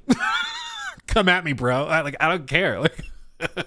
Like for me to not acknowledge reality is really the height of insanity, you know? And I feel confident enough in the audience to say that, and to be clear, this was not PlayStation. I'm just using that example because you know we have Herman on screen. But if we're gonna do the thing where it's like, hey, they're trying to lock this down, so the only way you get access to these companies or to previews or whatever is if you are towing the line and going gentle on them. Okay, no, I'm good. I'm out. I'm not gonna do that. Oh no, I didn't get a review code. I'm gonna make fun of you either way. You know, like this is just, it's not that crazy for me, and I'm confident that my audience is smart enough to be like, oh, the company didn't want to give Luke access to X, Y, or Z. Okay, well, that's a red flag in and of itself, you know. So I'm not too worried about it, but Yeah. It's in some cases, like I said, I'm not surprised at all. Nobody's entitled to access. Nobody's entitled to review codes or anything. But like I've said 1,000 times, I think, you know, a recommendation or praise from somebody that is known for going hard at companies when they are screwing up or when games are bad, I think praise from that person is worth a lot more than praise from the fanboy who says everything they do is great. You know? Like the guy that was saying that Redfall was going to be potentially game of the generation or one of the games that defines the Xbox Series X console. That guy saying that Starfield looks amazing, I don't think that means much to people. You know, like I don't think that means much to people personally. But yeah, I mean, asking questions, getting you thrown out the window, you don't want to be the one asking the question. I think there are some people that, yeah, they don't ask the question. They don't bring it up. They don't discuss this stuff because they're worried it will get them thrown out the window. I guess at this point, you guys are the cushion at the bottom of the window. So if I get thrown out the window, I'm fine. Like, it doesn't really matter. It's like, yeah, I'll ask questions. Herman, quick question. Yes. Luke, you had a question. What's your question? Yeah. First of all, how dare you? Okay. Do you have any other questions? Yeah, I do. What gives you the right? You know, little Office reference for you. Just like, you know, just go at him. Just go at him. If that gets you tossed out the window, so be it. So be it. Let's see what else he has to say. Herman, keep gaslighting me, baby. It's like high school all over again. Super useful. That's why you do these testings. And the constant testing and the constant revalidation of assumptions that we just talked about, to me, is just so valuable to iterate and to constantly improve the title. So when launch comes, we're going to give the title the optimal chance of success.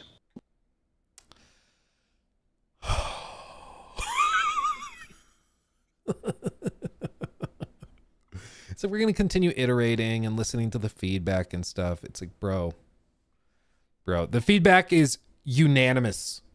Everybody, even the like 15 people who are super into Marathon, even those people are like, delay it.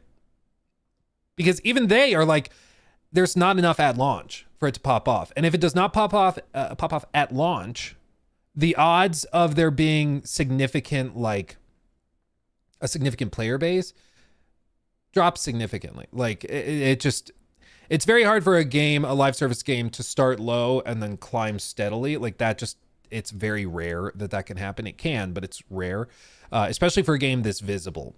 Most often, if a game starts low, it stays low and just gets lower. And for something like Marathon, I think the risk is because they're not delaying it, they're not putting some of these key features in time.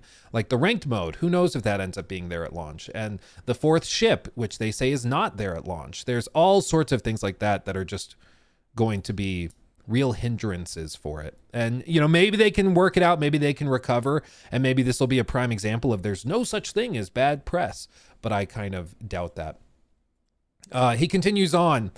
For starters, at the least, the presentation reinforces a window for Marathon fiscal year 2025 in a time where most players believed it would have been delayed out of its current September 23rd, 2025 release date. Fiscal year ends March 26, so it would not be something huge like a year delay. Even 6 months is pushing it, so if there is one, it would not be all that long. And you would wonder what might be able to change or fixed in that time. So they do leave the window open to delay the game. If they need to, they could push it to February or January or something. But they are reaffirming publicly it's in this fiscal year. So it could stay in September. They could delay it to February. We just don't know. It's open though. It's open. There's a possibility there. But I don't think it needs 6 months. It seems like it needs like a year or two.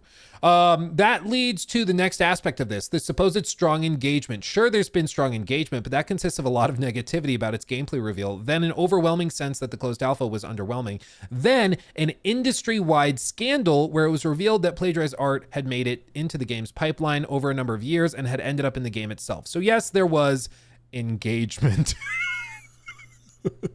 This is why, again, it's not just corpo speak to be like, yeah, we have a lot of engagement.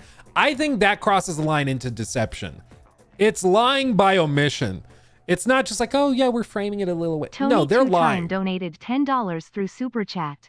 Thank you. This entire interview has about as much substance as Brick from Anchorman describing the weather.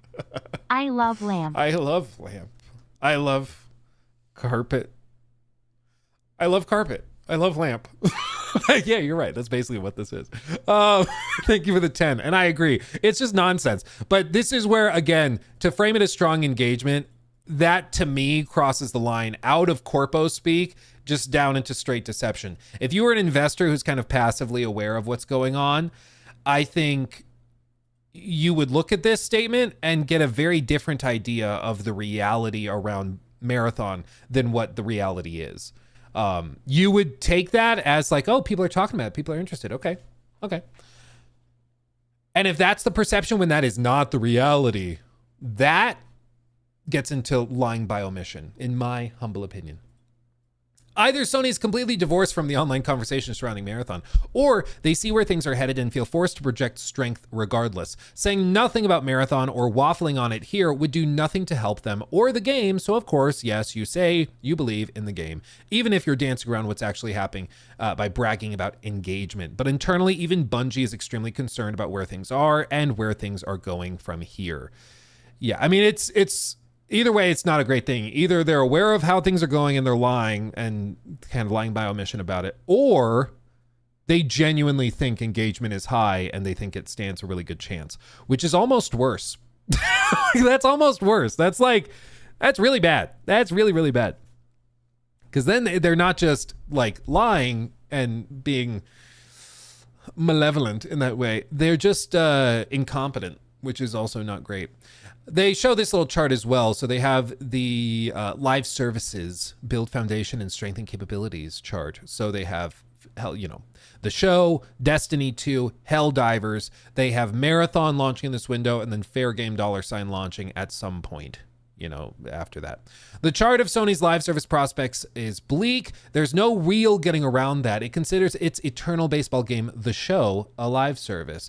Destiny 2 has been bleeding players and is now entering a very risky new era that seems unlikely to return the game to its glory days. Marathon is on the edge of oblivion at this point. It's hilarious they're even saying Fair Games is still actually coming out. The unequivocal Freudian slip. Bright spot here is Helldivers 2, which has been true since it launched, but its developer Arrowhead will not be working with Sony for its next game. I wonder what their long-term support agreement was. Did Arrowhead agree to support the game for a year, 2 years? What did they agree to? I wonder. Because I could see them getting to a point where they're like, hey, we are ending support on the game. Servers will still be up because that's a PlayStation thing, but we're moving on to our next game, Helldivers 3, and that's exclusive to, or not exclusive to PlayStation. I don't know. Over the course of the past 2 months, I've arrived at the conclusion that Marathon is just not going to work. The vibes are awful, the problems with the game are mostly etched in stone, and now we have an art theft scandal on top of that. I do expect it delayed to be announced, but it won't be lengthy, and I do believe this game, or this is going to be the release that both Sony and Bungie need, whatever they're saying. I do not believe this is going to be the release that both Sony and Bungie need, whether they're saying it in their slideshow or not. And I kind of agree. I mean, I think at this point, the problem for Marathon is that before it even launched, or before all of this is the key. So, sure, there's been a strong engagement, but it consists of a lot of negativity about the gameplay reveal. Gameplay reveal, people weren't that thrilled by. And then an overwhelming sense that the closed alpha was underwhelming. So then there were two bad things. And the game's it was already losing players in the closed alpha. People who had access stopped playing and were moving over to Arc Raiders and stuff. Then an industry-wide scandal. The game is just frankly toxic right now. And that's something where I don't think you can magically fix it. I just don't see it. I just don't see it. So I think the story continues, but it looks like Sony at the very least is not going to give them a lot more time. They're going to put it out and they're going to basically just tell them to sink or swim. And it's going to be what it's going to be. I think the odds of a delay are decent, but the other piece of this that you have to bear in mind, the reason in that article that they don't show the Horizon game is because it's not been officially revealed. Everybody knows about it, but it's not been officially revealed. So that is also at play here, because on that chart they show they don't have anything for 2026. The Horizon game is supposed to be that game. So if they delay this into 2026, that, you know, you can start to get into problems with scheduling and coordinating marketing efforts and all sorts of things, but time will tell. I seeing how they're handling it so far, if they delay it, I think it, you know, maybe February, they slide it in some point there, or like late January, they put it right around the same time as Helldivers launch and hope that they get lucky in the same way with just nothing out at the time and they get some people playing it that way. But I don't think it's going to be enough time to really do much of anything. Maybe they bring that fourth map at launch. Maybe that's one of the ways they can fix it. It gives them enough time to work on the ranked mode and get that working. But I don't think it's going to be enough time to like totally reinvent the game or anything. Like some people were saying, oh, just get rid of the heroes. Go back to like character-based stuff where it's all based on your loadout. And then there's no hero skills or anything. You can't do that. That doesn't work. Okay, that doesn't happen. That just doesn't happen. So we will, again, continue keeping an eye on it, but it's still not looking good. Still can't believe Horizon is still live. Dude, they have high hopes for it. They really think it's going to do well. They really think it's going to do well. I don't personally know what they're looking at or what they're dealing with, but yeah. Okay.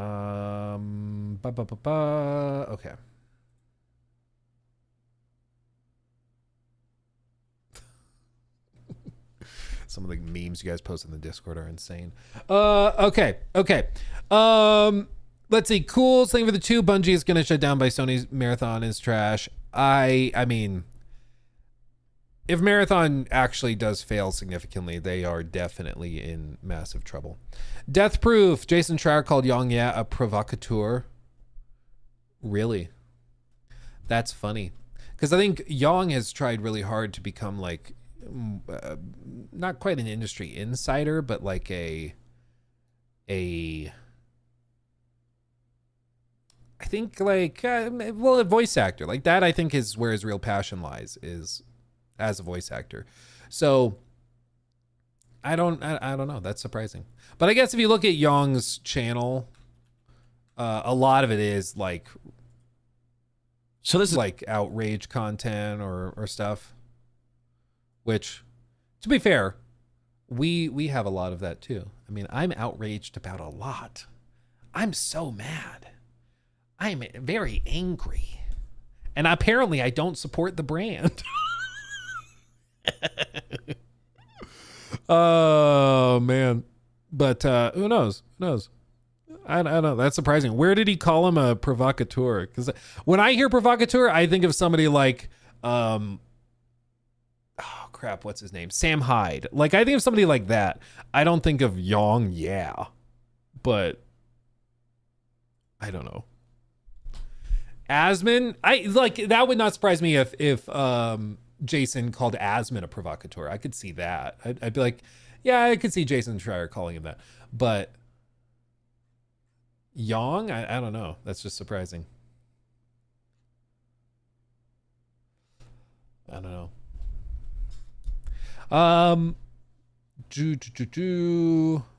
Yeah, now Sony's talking about PlayStation 6. Yeah, dude. Yeah. Okay, let's talk about our next story. One I meant to talk about yesterday, but we didn't get to in time. Are you guys ready? Are you ready? Are you ready? Fearless Wolf also, thank you for the 5. Luke, remember back in the 90s and early 2000s, making games was all about one guy with a wild idea, pushing boundaries just to see what was possible. You sound insane right now. You sound crazy. It's all about money, man. It's all about shareholders. We all know the best games come when you design it around shareholders. That's the key. That's the key. No, you do still get some games like that. Like Expedition 33 literally started because there was like one guy who had an idea and wanted to do something, started pulling people in to help him with it, and it ballooned up into this big project, and then they released it, and it's probably going to win Game of the Year. That's how a lot of this stuff still starts, like the games that really pop off and connect with people. It's just rare. You know, it's rare. But also back in the 90s and 2000s, it was also kind of rare, which is why like those games were so exceptional. But a good idea will beat a big budget almost every time. Kino Mansky, I think for that one, Herman will not live with consequences when it fails. You're damn right. He will drive that game into the ground, and he will not live with the consequences. And it's too bad, because he should. He has systematically failed upwards and then back down a little bit. It's really quite frustrating and remarkable. Because in my line of work, like if Jacob came to me and was like, Luke, I used the company card when we were in Los Angeles. Like, okay, what did you buy with it? Well, I spent $4 billion and we got nothing out of it. You're fired. Like, that's just how it would work. But apparently at PlayStation, that gets you a promotion. I don't know. It doesn't make sense to me, but that's how it works. Let's see. Where did I leave off? Okay, yeah, we caught up. Okay. Roundtable Conference. Thank you for that. Resub. Thank you. Love the content. Have you looked into Foxhole? It's an MMO style World War 1/2 game. The sense of community is interesting to watch.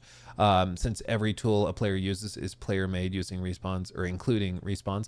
Interesting. I think I've seen clips of that. Like gameplay test clips and stuff. Because that sounds very familiar. Yeah, launched like a couple years ago. Yeah, I think I've seen clips of this. I've not played it myself, but it does seem interesting. I should check it out. My brothers love those kinds of games too, so I should try it. And then for San, thank you for the sub as well. Thank you. Also, Potato Wrestler, thank you for the 500 bits. Sorry I missed this one. That's fair, but even if you know it's out, a massive community still want to know what it's going to be like. You can see the engagement too. The COD trailer is 40 million views. The second highest game is like 1.5. That's a massive ratio. Yeah, no, it makes sense on paper why they finished it with that. But we also are in our own bubble, like the Call of Duty bubble. I'm sure that they're very, very thrilled about it.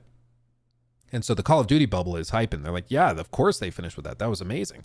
But then our bubble, which is mainly into like single player games and third person adventure games and stuff and RPGs and stuff, we looked at that and was like, really? That's how you finish it? So everybody's just representing their bubble, you know. Everybody's just representing their bubble. That's it. Okay. COD bubble is the worst kind of bubble. Dude. Wait, I wasn't listening. What did I do? Okay, let's talk about this. I'm not telling Jacob. He knows what he did. Okay.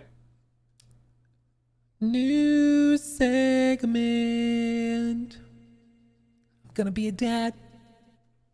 Okay. I'm already a dad, to be clear. This is not a pregnancy announcement. I'm just saying.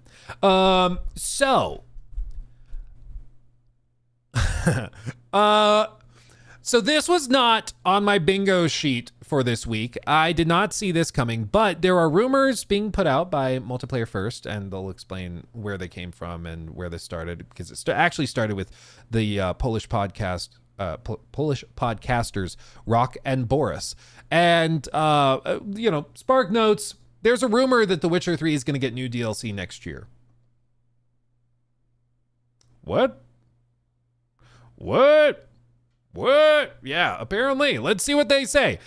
So this year, Witcher 3 Wild Hunt is celebrated. It already did. Its 10th anniversary. CDPR not only extended support for the Witcher 3 mods to PS5 and Xbox consoles, but also announced that later this year, cross-platform mod support would be introduced for PC and consoles. Booyah! That's awesome. Love to see it. But it seems there's more to come. According to Polish podcasters Rock and Boris, CDPR isn't finished with The Witcher 3. They are reportedly planning a third DLC for the game set to release next year. What? This DLC would follow the previous two, Blood and Wine and Hearts of Stone. However, this third DLC is not being developed by CDPR itself, but by Fool's Theory, a company founded by former key devs of The Witcher 3, including Kuba Rokosz. Rokosz? I'm not sure. One of the most important quest designers for The Witcher 3. Per the video, which is machine translated because we do not speak Polish, This is, let's see. Let's move on to our main topic. From the information we have collected, it turns out that the announced mysterious project by CDPR made by Fool's Theory is a story-driven DLC for The Witcher 3. This is confirmed information from several independent sources. The video added, what we know is that this is a DLC for The Witcher 3 based on one piece of information. I can't confirm it any further, but the earliest it could be out is in the future year, so 2026. We also more or less know the order of the releases. First, mods for consoles, then DLC for The Witcher 3, then The Witcher 4, and then finally the remake of The Witcher 1. It is not known if this DLC will be free or sold as premium DLC, nor when it will be out. There is no official confirmation yet about the existence of the third DLC for The Witcher 3, so for now, treat this with a grain of salt, as is the case with every rumor. If we had to hazard a guess, this third DLC most likely won't be as expansive as Blood and Wine and Hearts of Stone, just due to the reason the developers are all making The Witcher 4. I'm guessing it is being done to connect The Witcher 3 more cleanly with The Witcher 4. Basically as sort of a quick mini setup, a pitch up, so they can hit it out of the park with The Witcher 4. That's my assumption. Now, does this make sense? Question mark. Actually, I've heard crazier things. I've heard crazier things. Fool's Theory is actually a very solid developer. If you've not played The Thaumaturge, it is, I believe, their first game. Looks like they also helped on Baldur's Gate 3 and stuff, but they are, of course, founded by former Witcher 3 devs, and they were also contracted to work on the Witcher remake. And they have some other stuff that they're working on as well. But the Thaumaturge was out, and I think we can actually go here and you can see it. It's a very interesting game released earlier last year. It has this very unique combat system that's based around time of actions, as you can see up here. It's very interesting and pretty well written. It's a little clunky, but it's pretty solid. And so seeing them potentially being tapped to work on a Witcher 3 DLC is not the craziest thing I've ever seen. They know what they're doing. Now, what would be surprising is going back into the tool set for The Witcher 3, going back into the Red 3 engine or whatever, and then building quest lines in that. But again, weirder things have happened, so it's not necessarily impossible.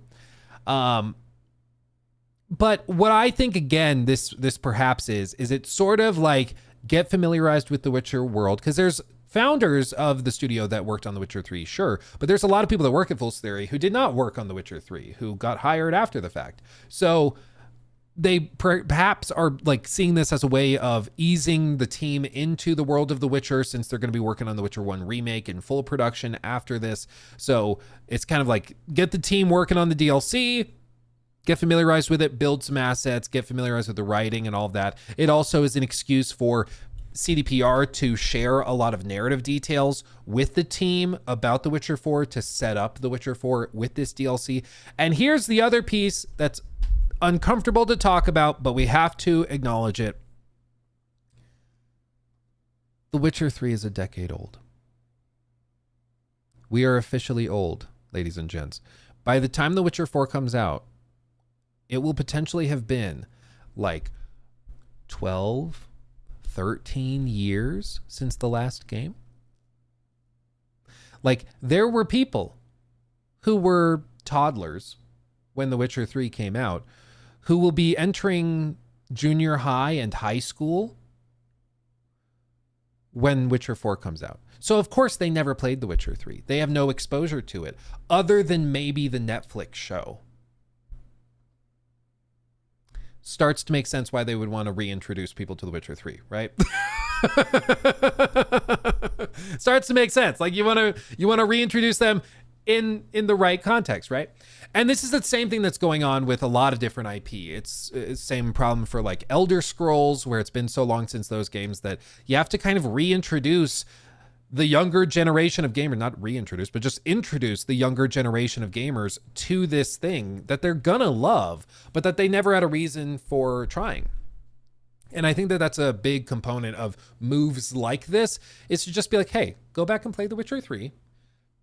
Here's a new DLC to excite you into it. They can get a lot of earned media, YouTubers and streamers and stuff will all boot up The Witcher 3 again. You'll see a bunch of people flooding back to it and flooding into it for the first time.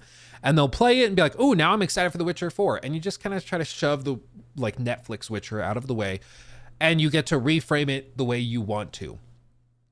I think that that's why this makes the most sense. In the same way that like the Oblivion remaster makes sense because it reintroduces it to the old audience and it introduces the IP to a younger audience, because by the time the sequel comes out, it's been so long. You know, they would still perform well, but you'd like that brand awareness to be higher. So I think that that's a component of this as well. Do I think it'll be free or paid? Probably, if I had to hazard a guess, I would guess free, just given how CDPR has handled stuff before. I think they'll do like, hey, free update, and they'll do like a shadow drop. They'll announce it at Summer Games Fest 2026 or something, or like Game Awards 2026, and it's just like available tonight, and they just try to generate a ton of hype for it. And it'll probably only be like 5 hours. Or maybe. Still more than Shattered Space, but it'll probably be very short, and it's literally just to connect The Witcher 3 to The Witcher 4. I think that's the entire idea. Gamescom 2025, maybe. Nah, they're saying it's still next year. So I think maybe Gamescom 26, possibly. But my assumption is that it's probably going to be a little narrative thing where at the end of Blood and Wine, it's been a decade. I feel fine. You know, after, depending on the choices you make, you end the game as Geralt basically at his villa. And it's just kind of like he's revving up for retirement and he's just relaxing. And then whoever you romance shows up to the villa with you and you can have dialogue with them. In my case, I chilled out with Yen, you know, at the villa. And I believe if you screw up both romances between Yen and Triss, Ciri shows up if she was in one of the endings. I don't know if it's just one ending that she can show up or if it's 2 or 3. I don't recall exactly. It's been a minute. It's been a minute since I dove into the details of the endings of The Witcher 3. But I think probably what they will do, or it's Dandelion. You're right. If she doesn't, then Dandelion shows up. Yes. Okay. It's coming back. So my guess is it's after all of that. Geralt's at the villa. Maybe they do something where it's like 5 years later or something. And Geralt's chilling at his villa and you see it built up and all fanciful and maybe some things have been tweaked. And then it's just something where like you need to help Ciri escape, or you need to help Ciri go and find this one contract that takes her off. And maybe the whole point of the DLC is that now you're seeing a more mature Ciri and you get to see her from Geralt's perspective with all these new abilities and stuff that will be used in The Witcher 4. And maybe you do a monster hunt with her as like a final send off, setting it up to basically literally pass the torture. Maybe what they even do is like a little thing where, you know, Geralt shares his medallion with her or something like that. Like just something symbolically passing the torch or sword or medallion or whatever over to her as they set up the next game. That's my guess. Stop activating my speaker. Sorry, not sorry. You chose to have a Ciri. Now live with the consequences. She was already overpowered in The Witcher 3. Well, maybe that's the other thing. Maybe what they do, because this was something we speculated about when they first announced The Witcher 4. I think they're going to have to get rid of her power somehow, right? Like, because I don't think you can have a full game where she's totally god level, right? So maybe now what they're going to do is this DLC is exploring how she loses those powers. And how they basically do like the God of War 3 thing where they strip her of all of her abilities and just are like, you start literally at the bottom of the mountain, start over. Like literally start from the beginning. Maybe they show that. Maybe that's the like incident that this is written around. I don't know. If they release a new DLC, I'll replay the whole game once again. Yeah, I think we all will. Give me a reason, please. Give me a reason. So I think all of this sounds very viable. It doesn't frankly surprise me. And I think it's very, very possibly true that this could be happening. I've not personally heard any confirmation of this, but it does makes sense. You know, it passes the gut check. It passes the gut check. If it's false, CDPR should, and I think will, come out and be like, no. We are going to do mod support. We're so excited. People are excited for all of this, but don't get excited for a DLC. We do not have any plans for another DLC. Don't get your hopes up. If it's false, they will come out and say that because they don't want people to like be pissed a year from now when there's no DLC for The Witcher 3 again. But if they stay quiet, which so far they have,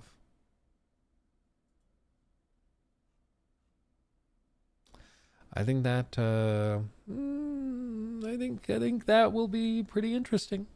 You know, I think that'll be pretty interesting. So anyway, very exciting. Very exciting. We'll see if they correct it. But again, this was posted yesterday, very early in the morning. It has been a solid like 36 hours-ish since this was published, and no official statement from CDPR. So they know about it. I'm sure they've gotten lots of emails. I guess we'll see. ...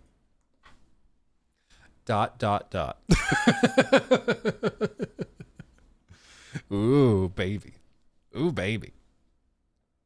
Okay.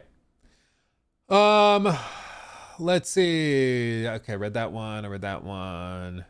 Okay. Damn, we should do that. Yeah, they're like, ooh, that's a good idea. We should greenlight a third DLC. They didn't have a plan for it originally, but now they're like, ooh, yeah, do that. That's funny. Let's see. What else do we have? We got through that. Okay.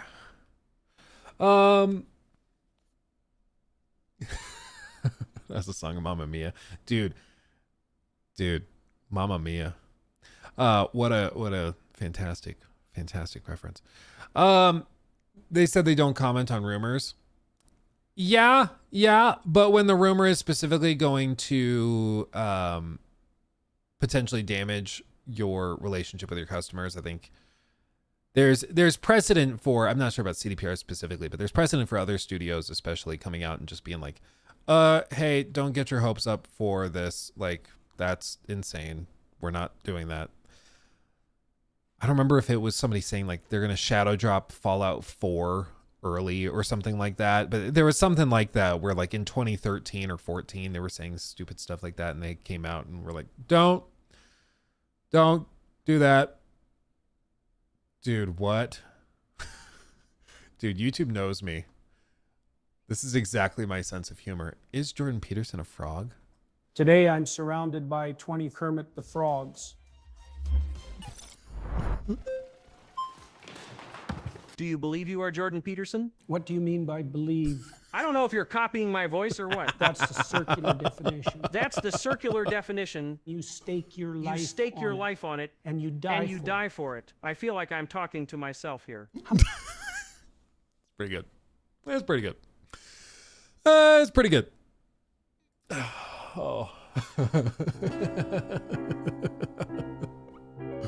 Oh man. Let's see. Miles, thank you for that 17 months. Ooh, baby. Sorry I haven't stopped by in so long. Been busy with work. Luke, what's your opinion on Switch 2? Should I get it? Your thoughts on Cyberpunk's new update?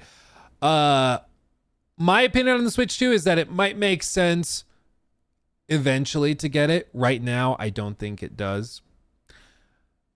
Even like we were talking to Jor about it yesterday. Like a lot of these people bought a Switch. They played Mario Kart for a day, and now they're just kind of like, what am I doing? Like, this just goes and it sits on the shelf and collects dust until there's something else. So I don't think it makes sense to buy a Switch 2 right now. So maybe next year, you know, if they by that point have Donkey Kong and they have a new Mario game coming and they have that From Software exclusive game and they've got a bunch of stuff, maybe then it makes sense.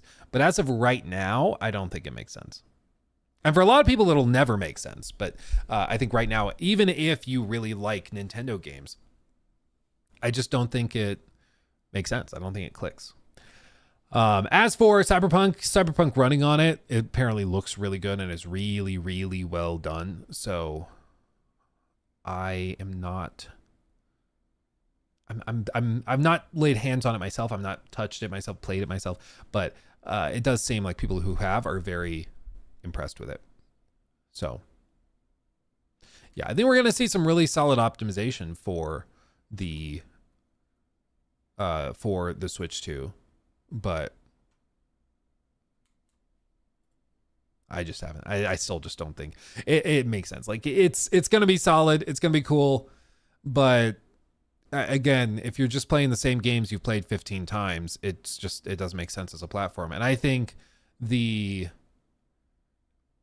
it just makes more sense to get a Steam Deck, frankly, at this point. Like if you really need a handheld device, get a Steam Deck, get an ROG Ally, get something like that. That just makes more sense, I think. Okay. Bought a Steam Deck today. Good, Luke. You're going to love it. Seriously. It's it's a fantastic device. Get an ROG Ally, emulate Switch games. Yeah, I mean, you can do all sorts of emulation stuff because it's just a PC, right? Like it's just a PC. How's the gameplay of Mixtape open world skate? No, so it's, what would I compare it to? Mixtape is, if you played their previous games, it's maybe more or a previous game. It's a little easier to compare. But the way that Mixtape works is just very much, narrative segment. Booyah! It's like narrative segment, little bit of gameplay, narrative segment, little bit of gameplay, narrative segment, little bit, Dark Fiend donated $3. Waiting on The Witcher 3 DLC and Witcher. I have never played Witcher 2. Is that something I should dabble in to keep busy?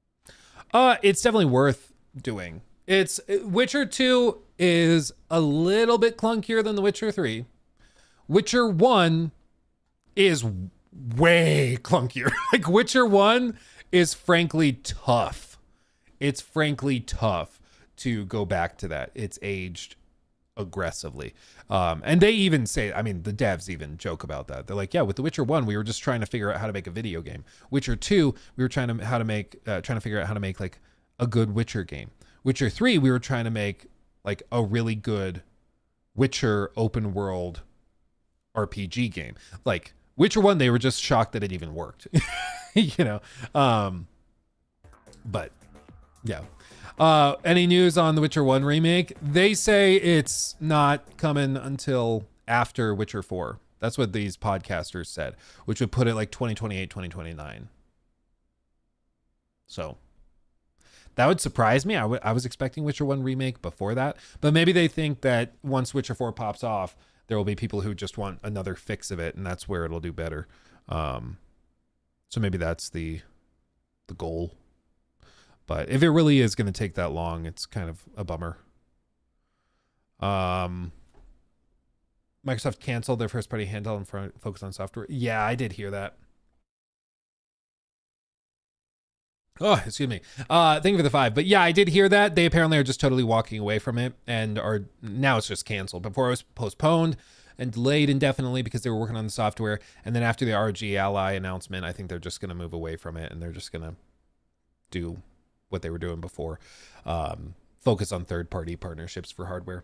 It's literally, I think it looks like it's just going to continue turning the gaming side of Windows and Microsoft into the PC side, where everybody's heard of Windows. A lot of people use Windows, but most of the hardware is produced by third-party partners and stuff.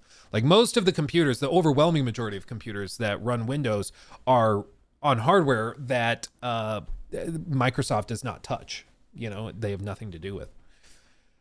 Miles, thank you for that. Luke, when I said Cyberpunk update, I meant the fact that we're getting a new update, possible new DLC coming June 26th. I mean, the more the merrier. I'm always, give me a reason. Give me a reason to go back and continue playing. As for exact details on that, I'm not sure, but I am optimistic that it'll be significant. But I mean, they're starting to get the support for these games really down, and the constant little surprises and updates for little bitty things are really cool. Like we thought we were done with The Witcher 3, but then they say that they're going to be adding like another round or with Cyberpunk, they're adding another round of mod support and all sorts of stuff. That's just great to see. It's great to see. As for what like new DLC or whatever that means, I don't know. It's not going to be like anything insane, but anything. I'll take anything. Any chance Mind's Eye has a Cyberpunk level comeback? I don't think so. I don't think so. Cyberpunk people were really excited for. Mind's Eye, almost nobody was excited for. So I just don't see the potential being there. You know, people said if they can get Cyberpunk running the way that they pitched it and that they showed it in trailers, then we're talking, then we're popping off. But if you can't get it running that way, we're not going to buy it. And then they got it running that way and people bought it. But with Mind's Eye, I just don't think the interest was ever there, period. So,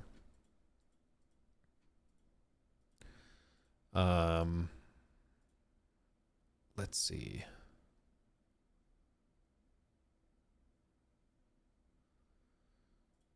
Okay, we did that.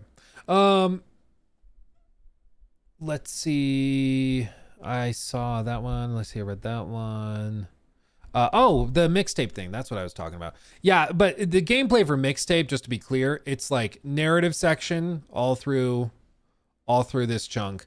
And then there's a little gameplay. And each of the little gameplay bits might be a little bit different. So this gameplay bit might be like skating down the road. Like they showed, let me see if I can find it. Mixtape SGF.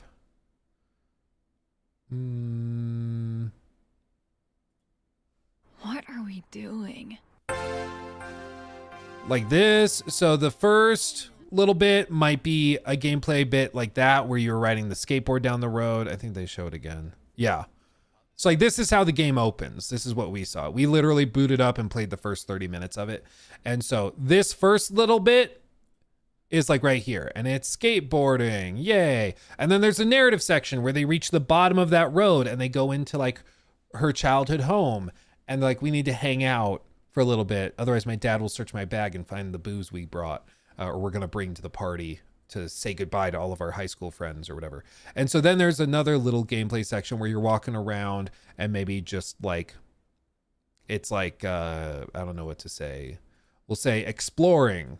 And so then you explore the house and you pick up objects and then there's little, you know, narrative things that happen or little bitty things that pop up.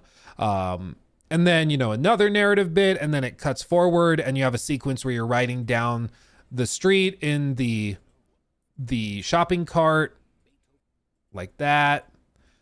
And so it's little snippets of gameplay spliced into narrative bits.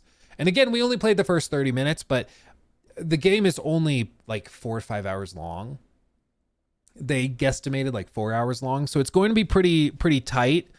And, but it's paced phenomenally well. So it doesn't feel like the gameplay is sparse. It just feels like you're playing through in a lot of ways, like an indie Wes Anderson movie. It's very different. It's not for everybody. Some people would absolutely hate it, but man, I thought it was very good. Very, very good. So we'll keep an eye on it. But yeah, that one I'm very excited for. But if you're expecting that it's like, oh yeah, you just go through and you have like a 45-minute gameplay sequence where you're skateboarding through the city, that's not the kind of game that it is. It's just not. Which is fine. It's not for everybody. But that's the key, is to understand what it is. Because as I'm describing it, some people are going to be like, oh, hell yeah. Other people are going to be like, no. So it's just different. Yeah, looks kind of like God of War 3. Yeah. Is Mixtape worth playing? If you like narrative stuff, 1000%. Yeah, I based on what I saw. Maybe they screw up after the 30-minute mark, but based on what I saw, I was very, very impressed. Very impressed. Insane Teddy, thank you for the 5. I'm really hyped for Death Stranding 2. Looks 10 times more fun and crazier. How you feel about thinking and replay Death Stranding 1? I think, where is it? Death Stranding.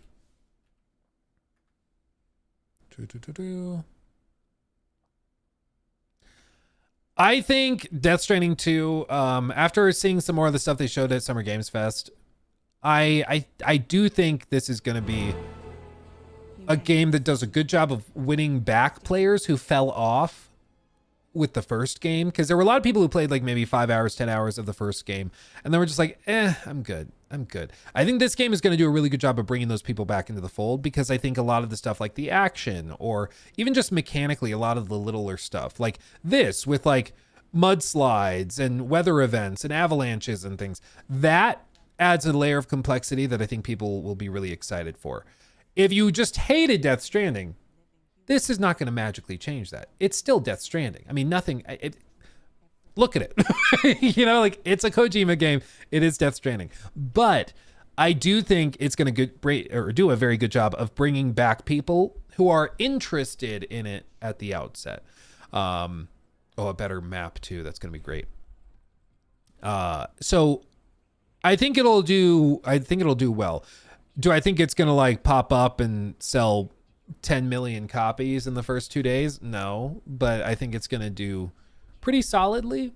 And it probably has good legs on it too, meaning just like the first game, I think a lot of people didn't buy it at launch, but they did buy it later when it was either on sale or when it was like PlayStation Plus, whatever game. I think they went on PlayStation Plus at one point. So I think that stuff, it will have strong legs and people will continue buying it over time. But it's going to be interesting to watch. I'm fully expecting it reviews probably better than the first game. Kind of twofold, because I do think it'll be better than the first game mechanically. But the other piece is, with the first game, they were assigning it to a lot of reviewers who had no idea what they were getting into, because the game was kind of confusing up front.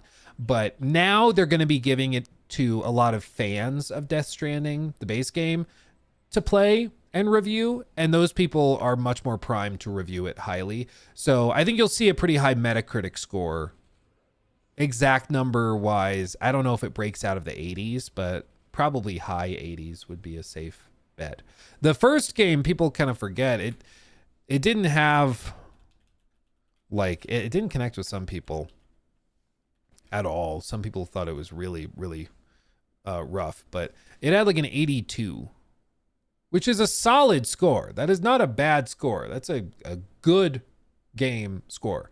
But it's mainly because you had a lot of people that did play it and ended up giving it like one of these mixed reviews, which sit in like that 7-6 range. A lot of people thought it was amazing, like Game of the Generation. A lot of these I've never heard of, but you get down some 80s scores, 70s.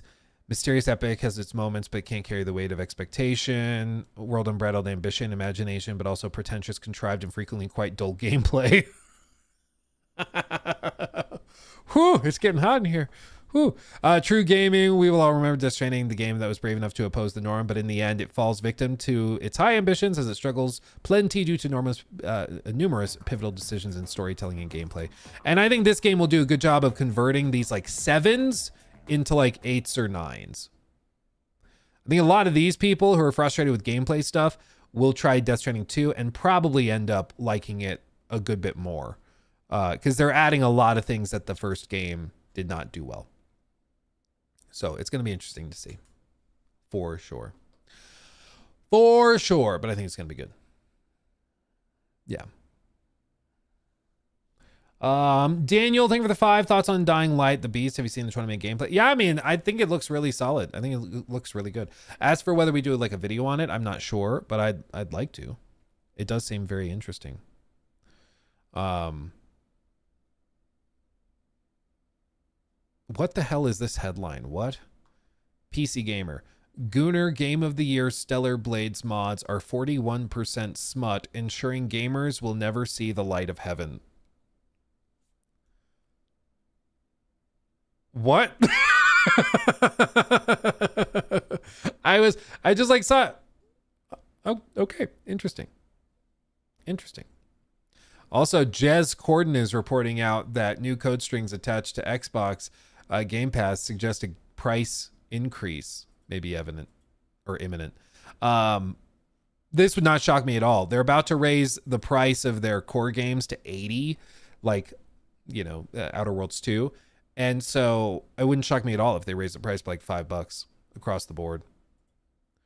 A new notification type called subscription price increase has been added to the code of the xCloud, or the code of the xCloud website.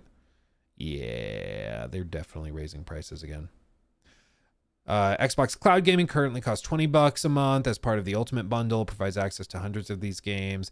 So I wouldn't be surprised if they end up cranking it even more to like 25. They might do like $22.99 or something like that. But yeah, of course they're going to raise prices. It's like I've said, they're not your friends. Like, they are not your friends. All these guys are like, oh, it's currently the best value in gaming. I agree. Currently. But the whole strategy is to crank the price of everything else to keep it seeming like a good deal. And the higher you crank the price of the base games, if you want to buy them outright to 80, 90, 100, whatever they end up being in 5 years, the higher you can raise game prices or the Game Pass price with it still seeming like a good deal in comparison. Because you're like, yeah, Game Pass is $25 a month, but it's better than paying 80 for one game. And then in 5 years, it's like, yeah, it's $35 a month, but it's better than paying 90. And it's just going to go on like that forever. Like, it's just how it works. Just steadily crank it up, crank it up, crank it up. Turn it up, as they say. Turn it up. What nonsense.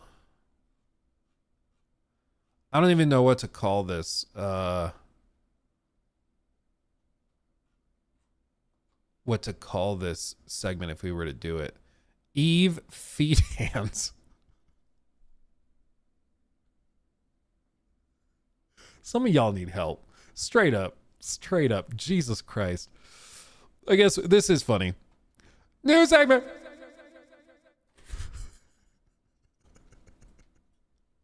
So we all know that Stellar Blade just launched on Steam. It's doing very well. Apparently a solid chunk of the player base is also on straight out of China, which is also very, very interesting to see. Let me see if I have it bookmarked. I don't remember if I did or not. Let's see. I don't actually see it. Maybe I didn't. But a solid like over 50% of the players are out of China, which is crazy. It's crazy.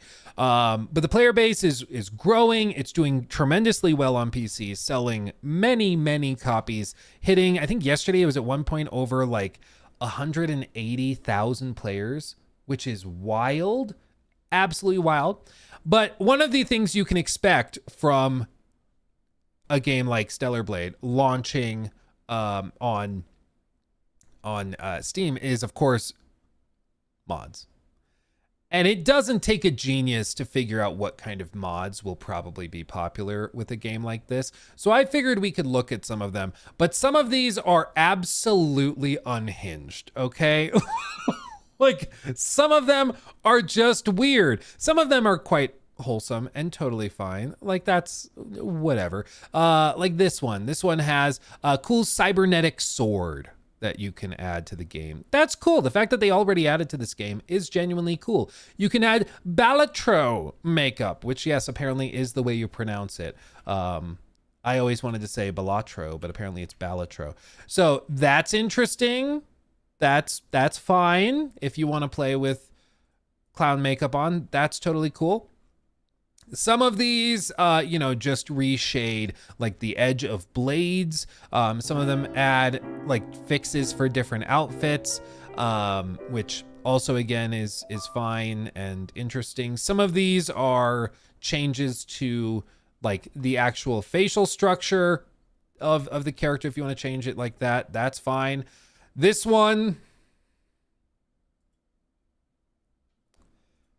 is called Top Heavy.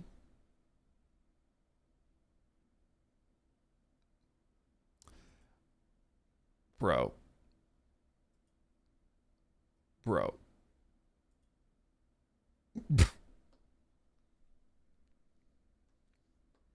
What are we doing?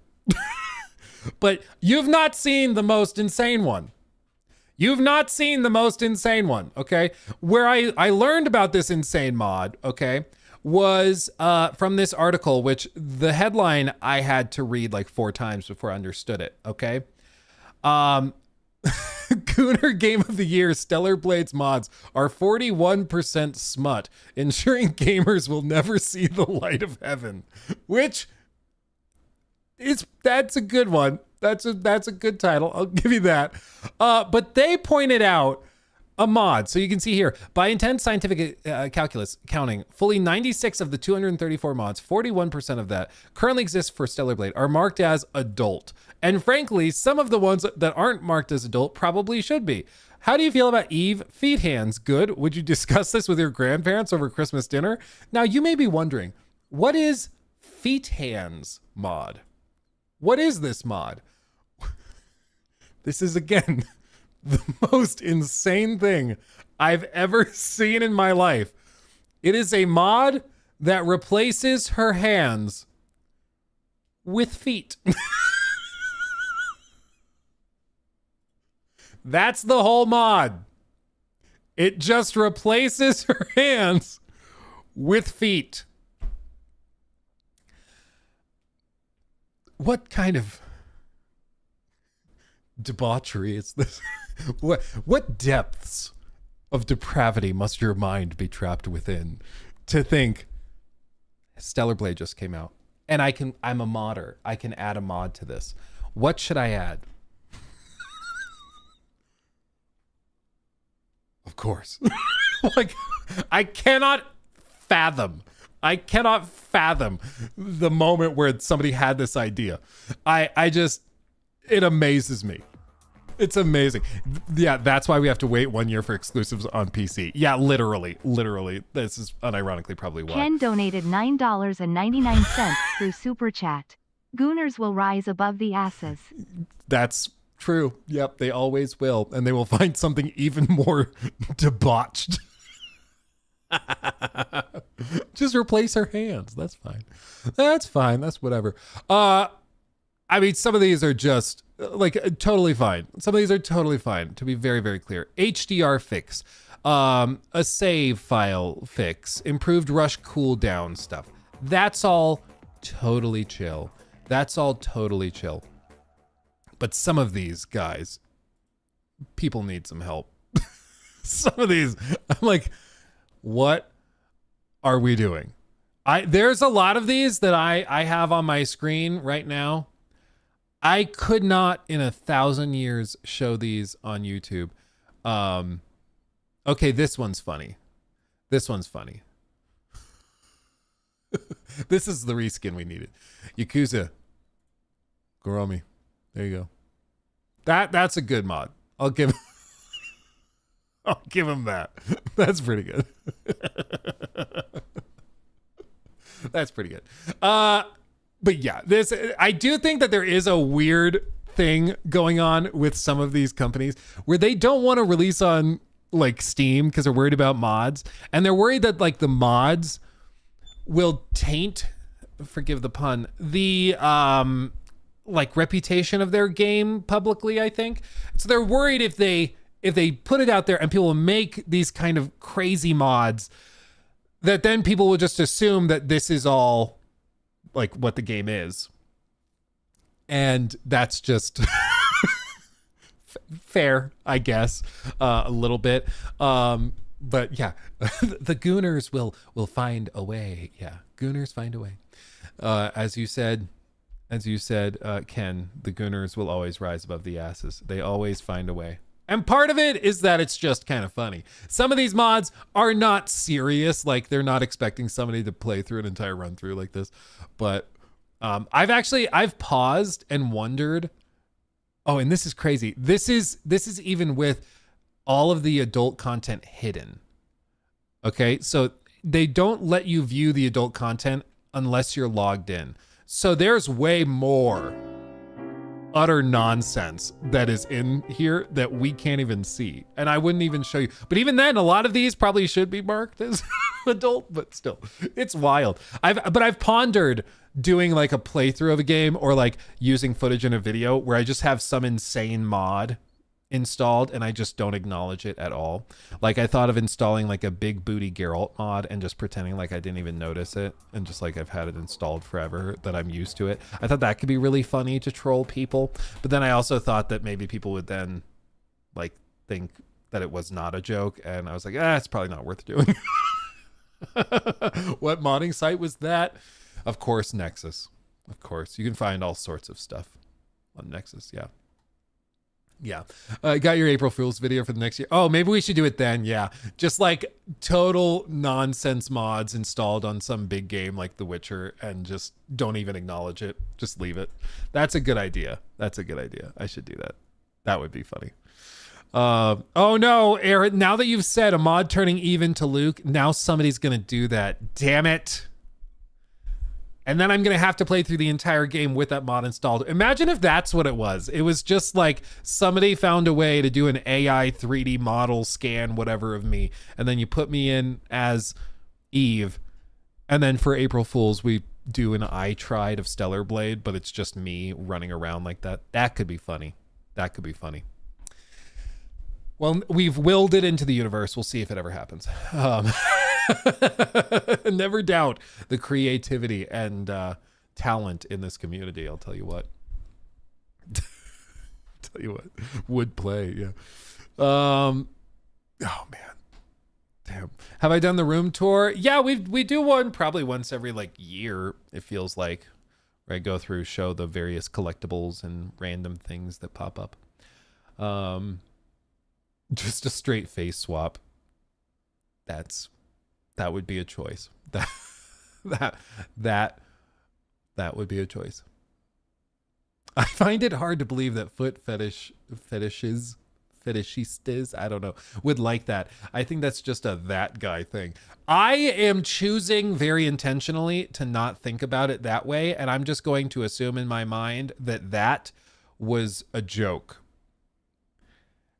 I'm choosing to think of that mod in that way, because if I think of it as something somebody's getting off on, I will never be able to sleep again. So that's what I'm doing. I am not going to think about it more than that. I don't want to go there. I don't want to go there in my mind. I don't think I'd make it back out, Oh, if I did that, you know what I would have to do? Live with the consequences. It would be on me. Be my own doing. Quick palate cleanser. Hey, just was wondering, is this an out of season April Fool's joke?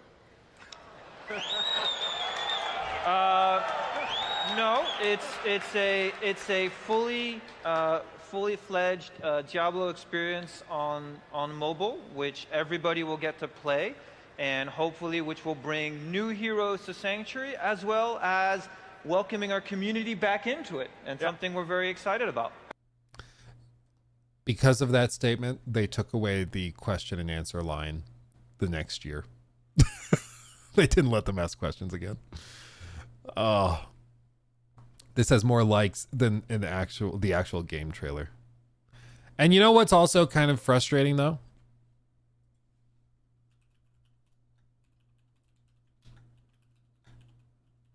Let me show you. The latest installment in the Diablo franchise, okay, available on PC and mobile, generated almost $100 million since its release. But this, Diablo Immortal, this is as of 2 years ago, blazes past $500 million generated in its first year. Now the link doesn't want to work. That's insane. Like, this is why, for all of us, it's just important to remember that while we may think something is insane and stupid, there are millions of people out there who are willing to pour money and time into those things. Where they get into trouble is where they mix up the audience is. And they think that like you and me are the mobile audience that's spending $500 million on this. That's when they get into trouble. That's what doing that announcement at BlizzCon was. They thought that that audience would react in this way and be super positive about it. But it's just not. And that's why I think the way to do these things is if you're going to do the mobile thing, do the mobile thing. Release it, put it out there. But don't expect like console players to be like super excited about it. You know, just don't. Just don't. It's not worth it. Not going to work. Didn't you have to pay for endgame in Diablo Immortal? At one point, I think it was so grindy that you effectively had to pay for it. I don't remember the exact details, but I remember one guy spending thousands upon thousands upon thousands of dollars to grind it out. So, yeah, every mobile game should be calling DSP. I mean, that's how they do it. Unfortunately, there's a lot of people like him out there that spend a lot of money on these games. Like, and that's the other thing about it that is also important to remember. Like, you know, we reference DSP a lot because, you know, we started following him and now live with the consequences. That's what we have to do. But in all these charts where he shows like DSP spent $893 so far, this is DSP's account. That's him after $900. That means these people spent more than that. That means these people spent close to that. Like, there are, just with this one very, very, very niche game, there's dozens upon dozens, if not hundreds of them, spending hundreds or even thousands of dollars on a random event, like once a month, once every few weeks. Monopoly Go is even worse. Yeah, Monopoly Go, dude.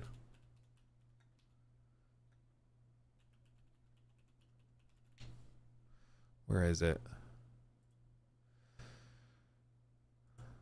Yeah, look at this. Monopoly Go passes $5 billion in 2 years. They generated $5 billion.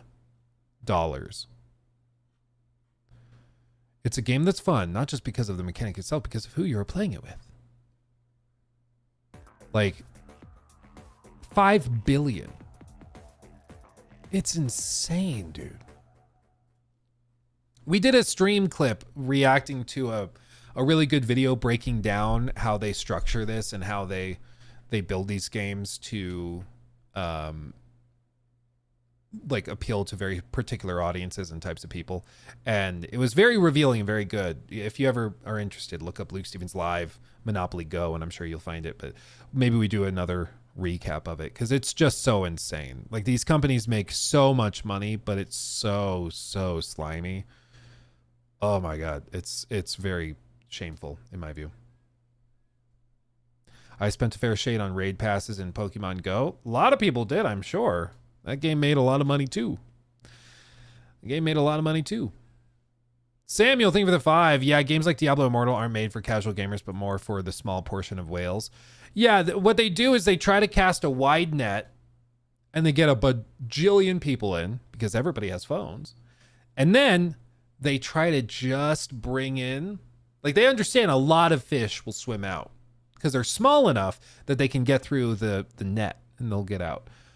But they have that net strong enough to pull in the whale or the occasional dolphin, you know, and they'll pull those in, and that's where the real money is. You'll get some little bitty fish in the net too, but what you're really after are the whales that get caught. And those are the people that like spend ridiculous amounts of money on these games. And it gets to, for some people, like an addiction. You know, it gets really bad. It's like we were talking to Jor on the podcast yesterday, and I mentioned the bit where, like, that one time 7 years ago or something, DSP was talking about how when he's playing mobile games, he doesn't feel right. Like, if he doesn't play it, if he skips it one morning, he doesn't feel right. Even Jor said he was really into some mobile game at one point, and he would start his day with like an hour of the mobile game before he like cut himself off. I was like, what am I doing? If I stop playing this, I have an extra hour to my day. But I'm sure it didn't start as an hour. It started as a minute, then 2 minutes, then 5 minutes, then 10 minutes, then 20 minutes, then half an hour, then 45 minutes, then an hour. And pretty soon, it's just consuming your life. You're spending all that time and you're like, oh, I need to do other things with my time. And unless you cut yourself off, the only way to do that is to spend money to save that time, which is crazy. Like, they capture your time by making the game addictive and appealing to certain monkey parts of your brain. And then they sell you the solution to that, and they sell you your time back with all these microtransactions. But because you're addicted to it, you're willing to pay the money instead of just quitting. You know? It's crazy. Caleb donated $10 through Super Chat. Hey chat, just a reminder Father's Day is this Sunday. Don't forget to call and say hi. Yes. If you still have a father in your life, go call, say hi, text, whatever you need to do. Just a little something. Just a little something to say hi, to say thanks. Yeah, it goes a long way. Yeah, this Father's Day is, well, it's Father's Day, and then it's also little Ori's second birthday. He's turning 2. He's getting so big. Yeah, turning 2. It's crazy. Lord, I had a buddy who was a whale. Spent $9K. Jesus. Like, I know a couple people who have gotten addicted to like the Pokemon card collecting thing. Have you guys seen like the insanity with that? That's a lot. That one's a lot. Because some of them, like that one makes a little bit more sense because it's a physical collection thing. So like people are getting cards, they collect them, and then they can sell them and flip them. And like the people I know that are into it, a couple of them live in like Wyoming. They live in a very isolated area. So they actually get a lot of shipments that don't ever, like they get snatched up by scalpers and stuff when they come down to Colorado, which is more populated. So they actually collect a ton of cards up in Wyoming, and then they're able to bring them down to Colorado and they can trade them or sell them for way more money. So for them, they're just kind of like, it's like drug mules, but it's for Pokemon cards. It's wild. It's wild. But a lot of them like grind that out. And at least that is like a physical object you can sell, resell. Yes, you can scalp it. Like at least there's something where you could make money on that hobby, you know? But if you get addicted to like Monopoly Go, it is all money going straight into the toilet. Like it's just all disappearing. It's crazy. Bro, I swear people track the vendors and scoop them on the spot. They literally do. Because it's like a business. It for a lot of them, it's how they pay their bills. That's their job, is to track where those shipments are going to go, to buy them and then flip them. You know, it's wild. But that's why having like having a friend who lives in like a Wyoming type place where they can buy them, because there aren't any scalpers up there, they end up doing really well. Because I know a couple of people in Wyoming who do it, and then I know 1 or 2 guys in Colorado that do it and are really into collecting the Pokemon stuff. A couple of them are just collectors. Others are like trading. They like the hustle of finding it and trading it for something else and all of that, making deals. But the guys in Colorado, they go to the guys from Wyoming and they trade stuff all the time, because in the Wyoming shops, you get stuff that you can't get here, which is interesting. Very interesting. Providing a service, yeah. They're living in Wyoming. That alone is, they deserve all the money they make. I'm kidding. My family lived in Wyoming for a while. It's not my cup of tea, but I can understand why some people like it. You know, I can understand why some people would move there. I think the only way I would move there is if I had like a week to live or something, and moving there would provide for my family for the rest of their lives. But other than that, not my thing. Isn't Colorado the same as Wyoming? No. Maybe climate wise, it's close if you're in like northern Colorado versus southern Wyoming. But Wyoming is just very different. Like my family lived in Laramie, and Laramie is a nice place. It's a nice place, but it's also just a very weird place. It's very much like isolated and kind of incestuous. That sounds bad, but it's effectively like the city town or the city center is owned by like 3 or 4 families. A lot of them are like Mormon families that live together, not together, but like in the same neighborhood. And then there's the university, the college where everybody, like all the young people go to. But because it's basically a town controlled by like 5 or 6 families, it is super corrupt. So like there was a Walmart. They wanted to come in and build a Walmart. Okay. You notice there's no Walmart in this shot because it's like right here. Okay. It's like right here. And the reason it's right there is because Walmart came in and said, we want to build a Walmart like right here in the center of the city. It'll be a great place for everybody to come in, buy cheap goods. Everybody in the town wanted it. Like the citizens wanted it. But because the zoning board or whatever was controlled by like those 5 families, they forced them out. So Walmart, being Walmart, was like, cute. Okay. So they built right outside the city limits. And now all of the taxes and stuff generated from that go to the neighboring town. Like Walmart, you don't mess with Walmart. Walmart will win, you know? So it was very, very interesting because like my family moved up there. My dad thought it was going to be like an escape from like the slimy politics of Colorado and the corruption of Colorado government and all that, you know, like a lot of older people do. But they got there and realized it was just that on steroids because it was way smaller and way, way more corrupt. Laramie is also super freaking cold and windy because you can see the mountains are off in the distance and this is basically one gigantic valley. And so the wind just whips across the city. It is blisteringly cold. It is wild how cold it is. Yeah, it's absolute nonsense. It's craziness. But it was good to visit in like few day spurts, like go stay for 3 days over Christmas or a holiday or something. That was fine. But it was just one of those things where like you go, there is one restaurant that's pretty good. There's one place to get breakfast burritos if you want a breakfast burrito. There's like a little golf course with like 9 holes on it. But that's about it. All the really wealthy people live on literally one hill on the top of the town overlooking the whole thing. The really rich people that really control the town, though, they live off like in the mountains over here. And they are so rich that they fly a plane to the local municipal airport. Like, I think it's right here. Like every day. They just fly in. Like it's just very, very different. It's a very weird place. It's a very weird place. So Wyoming is not terrible, but a lot of the towns are kind of like that. It's just not what you probably were expecting it to be. I like parts of it. You know, the city living. It's a very small town, but because it's a small town, if you're not part of like the families that are in control of it, you're on the outside. You know, like one lady, she owned like a coffee shop or something like that. And one of the people that like ran the city wanted to open their own coffee franchise. So they just told everybody else, yeah, don't lease to her.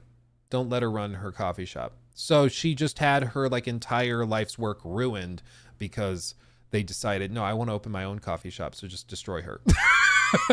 Like it was crazy, dude. It was crazy. Oh, but anyway. Well done, Taylor, for using her plane as she wants. Oh, Taylor.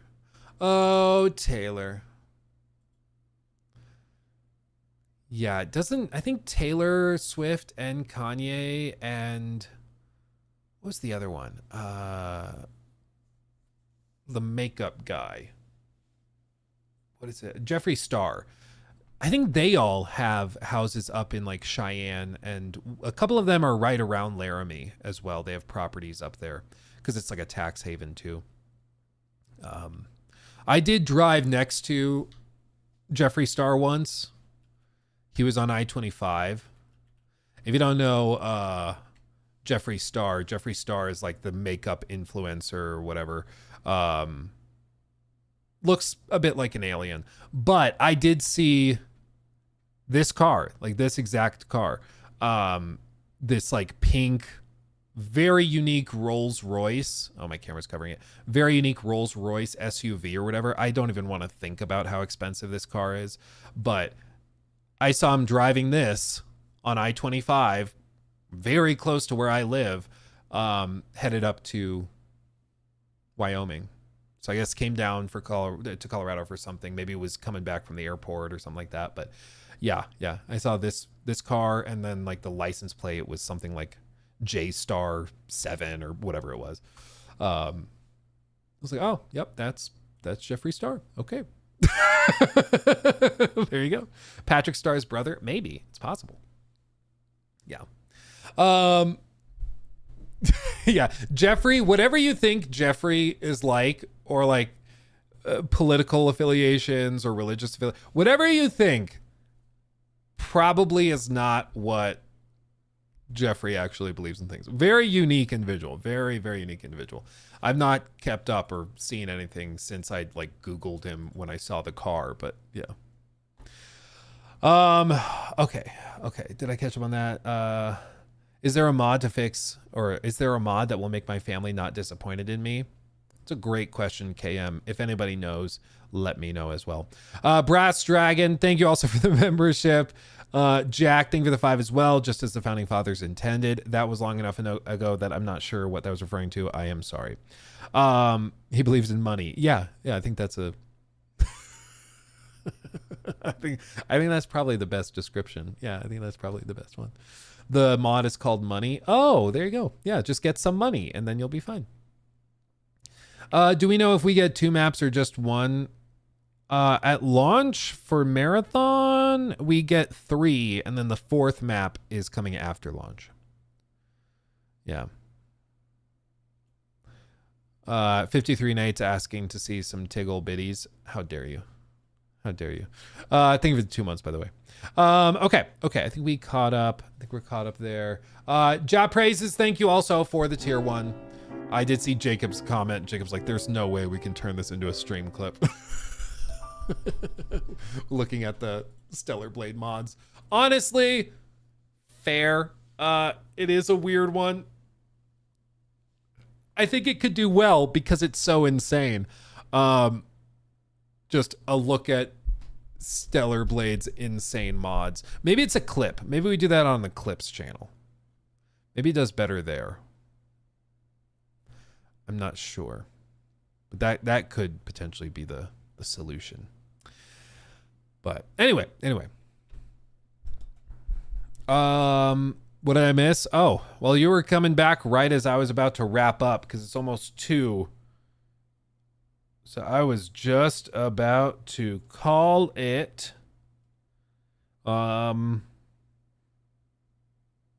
Yeah, it's been a good week. It's been a good week. I'm glad to be back. I missed streaming. I missed hanging out, and now we're back and we're able to do that. And I am a happy camper as a result. Oh wait, I've never seen this. What is this? All right, and the game just got started, so we're expecting to see a Scotch from XQC. Do you have any insights on how you think Moist Critical will reply? I don't actually know. I think Charlie has been maybe looking at the Sicilian defense is my him a bit less in his comfort zone. Right. I think E4. Dude, getting Hikaru to like commentate this is crazy. Comfortable. I think this is the main opening. He's been playing a lot. Okay, now Moist Critical plays Bishop C5, which is not a move that I like here. The system is completely fine at an advanced level. I'm worried about the plans and the process here because when you bring out the bishop like this, it can become very vulnerable right away. So I'm not sure that I like the variational approach. Oh my god. Just blunder mate in 1. Oops. Here. No, please don't. And it's too His soon. Face. It's too soon, Hikaru. We didn't even reach a climax. Caleb donated $10 through Super Chat. Did you see the leaked prices, release date for the Xbox Raj Ally X Xbox by Raj? That needs to be the official name. Yeah, I think what I saw was that it was like 900 or something. You gotta watch this with Charlie's mic on. Okay. Let's see if we can find Charlie's perspective. Yes. I think this is it. Yeah, I think I saw, if it's 900, I saw 700. It's 700. Okay. I think, like, again, it's an ROG Ally. So if it's priced anywhere close to that, I'm okay. If it's priced like a $200 tax just for having the Xbox branding, then we have a problem. But so long as it's in that like $700 range, give or take $100, I think that's about right for what that is. The lighter one being 500, I think also that's a solid price. If those are the price points, that's really solid. If the thing, I don't know where I saw 900, maybe I'm just totally making that up, but I thought I saw 900 somewhere. But if it's in that like $500-700 range for the base and then the X, I think that's pretty good. X is set to go to 900. ROG Ally non-X is set to 600. 600 and 900. Okay, 900 seems steep, but I mean, either way, it's a premium product. It is not for everybody. Let's see. It's the Scotch Open. It's the Scotch Open. This is also something you see, is that like newer players will also fish for like haymakers, basically. Like they're looking for the easy knockout punch. But when you do that, it's just like in boxing. When you start swinging really hard, if you land it, you get a 6-move checkmate. If you miss, you end up totally exposing yourself and leaving yourself vulnerable. Which is why, like, you know, Hikaru is saying, maybe don't like go with Bishop C5, Queen F6 and stuff, because it just is typically not a great way to play. But in the case of playing another new player who's going to mess up, then you can get lucky. Fuck, this is exciting. Fuck, this is exciting. This is exactly what we practiced for. Exactly what we practiced for. I just need to remember the correct line. Queen F6, yeah, you can just go Bishop E3 or something. There's not really much going on, but I can't believe it. I can't fucking believe it. He just lost. Yes! Yes! Yes! Yes! Exactly what we practiced for. Yes! Bang! What was I worried about? What was I fucking worried about? Jesus, get me in the interview. Was that the fastest win in chess history? I can't believe it. Winning a good game of chess, it does feel good. Because you do just feel like, I'm so smart. You know? Oh, man. Yeah, you can't fake those reactions. Oh, man. Oh, man. That's pretty good. All right, and the game just got started, so we're expecting to I love Hikaru's face. Because when you bring out the bishop like this, it can become very vulnerable right away. So I'm not sure that I like the variational approach here. Just wait for it. No, please don't. And it's too soon. It's too soon, Hikaru. We didn't even reach a climax. Just the immediate. Oh my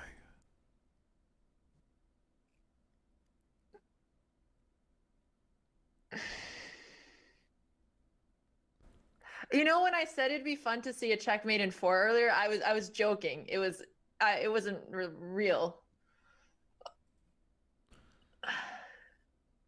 He's like, I'm not even mad. I'm just disappointed. We're listening to Moist Critical right now. Daniel Naroditsky is a prophet. He said immediately that XQC will likely go with the Scotch Open, and he did. So I had the counterplay, and he immediately blundered. Well, that's got to be a world record. Thanks for the fat 10 gift subs, Pikachu. My is throbbing. That's pretty good. That's pretty good. Oh man. Oh man. I'm more of a checkers man myself. Dude, I love me some chess though. I love me some chess. Okay. Carl looks like a dad disappointed looking at his son's report card. That's pretty funny. Okay, everybody. Well, I think we'll call it there. I'm feeling good. You guys are amazing. I appreciate the gosh darn heck out of all of you. Chess stream, I'm down so long as people don't find it like boring. But yeah, I love playing chess. I'm always down to play chess. A lot of time before stream starts, I play a few rounds of Bullet or something because it's just good. It activates your brain. It's good for you, you know? It's good. But to all of you guys who came out, watched, hung out with me this week, thank you so much. It's been a wonderful week. It was a great weekend, of course, as well. You guys have a wonderful weekend. Go tell your dad, if he's still in your life, that you love him. It goes a long way on Father's Day. And I will be back on Monday. Tuesday, I will not be streaming because Tuesday is my birthday, and I think we're going to do some family stuff, you know, find something to do with the kids and the missus. But next week should also be a really fun time as well. We'll do a bunch of stuff, and yeah, it's going to be a good time. Happy birthday. Thank you. Happy. It should be a good time. Going to turn the big old 28. Bring it on. Get ready, kids. Deaths are coming.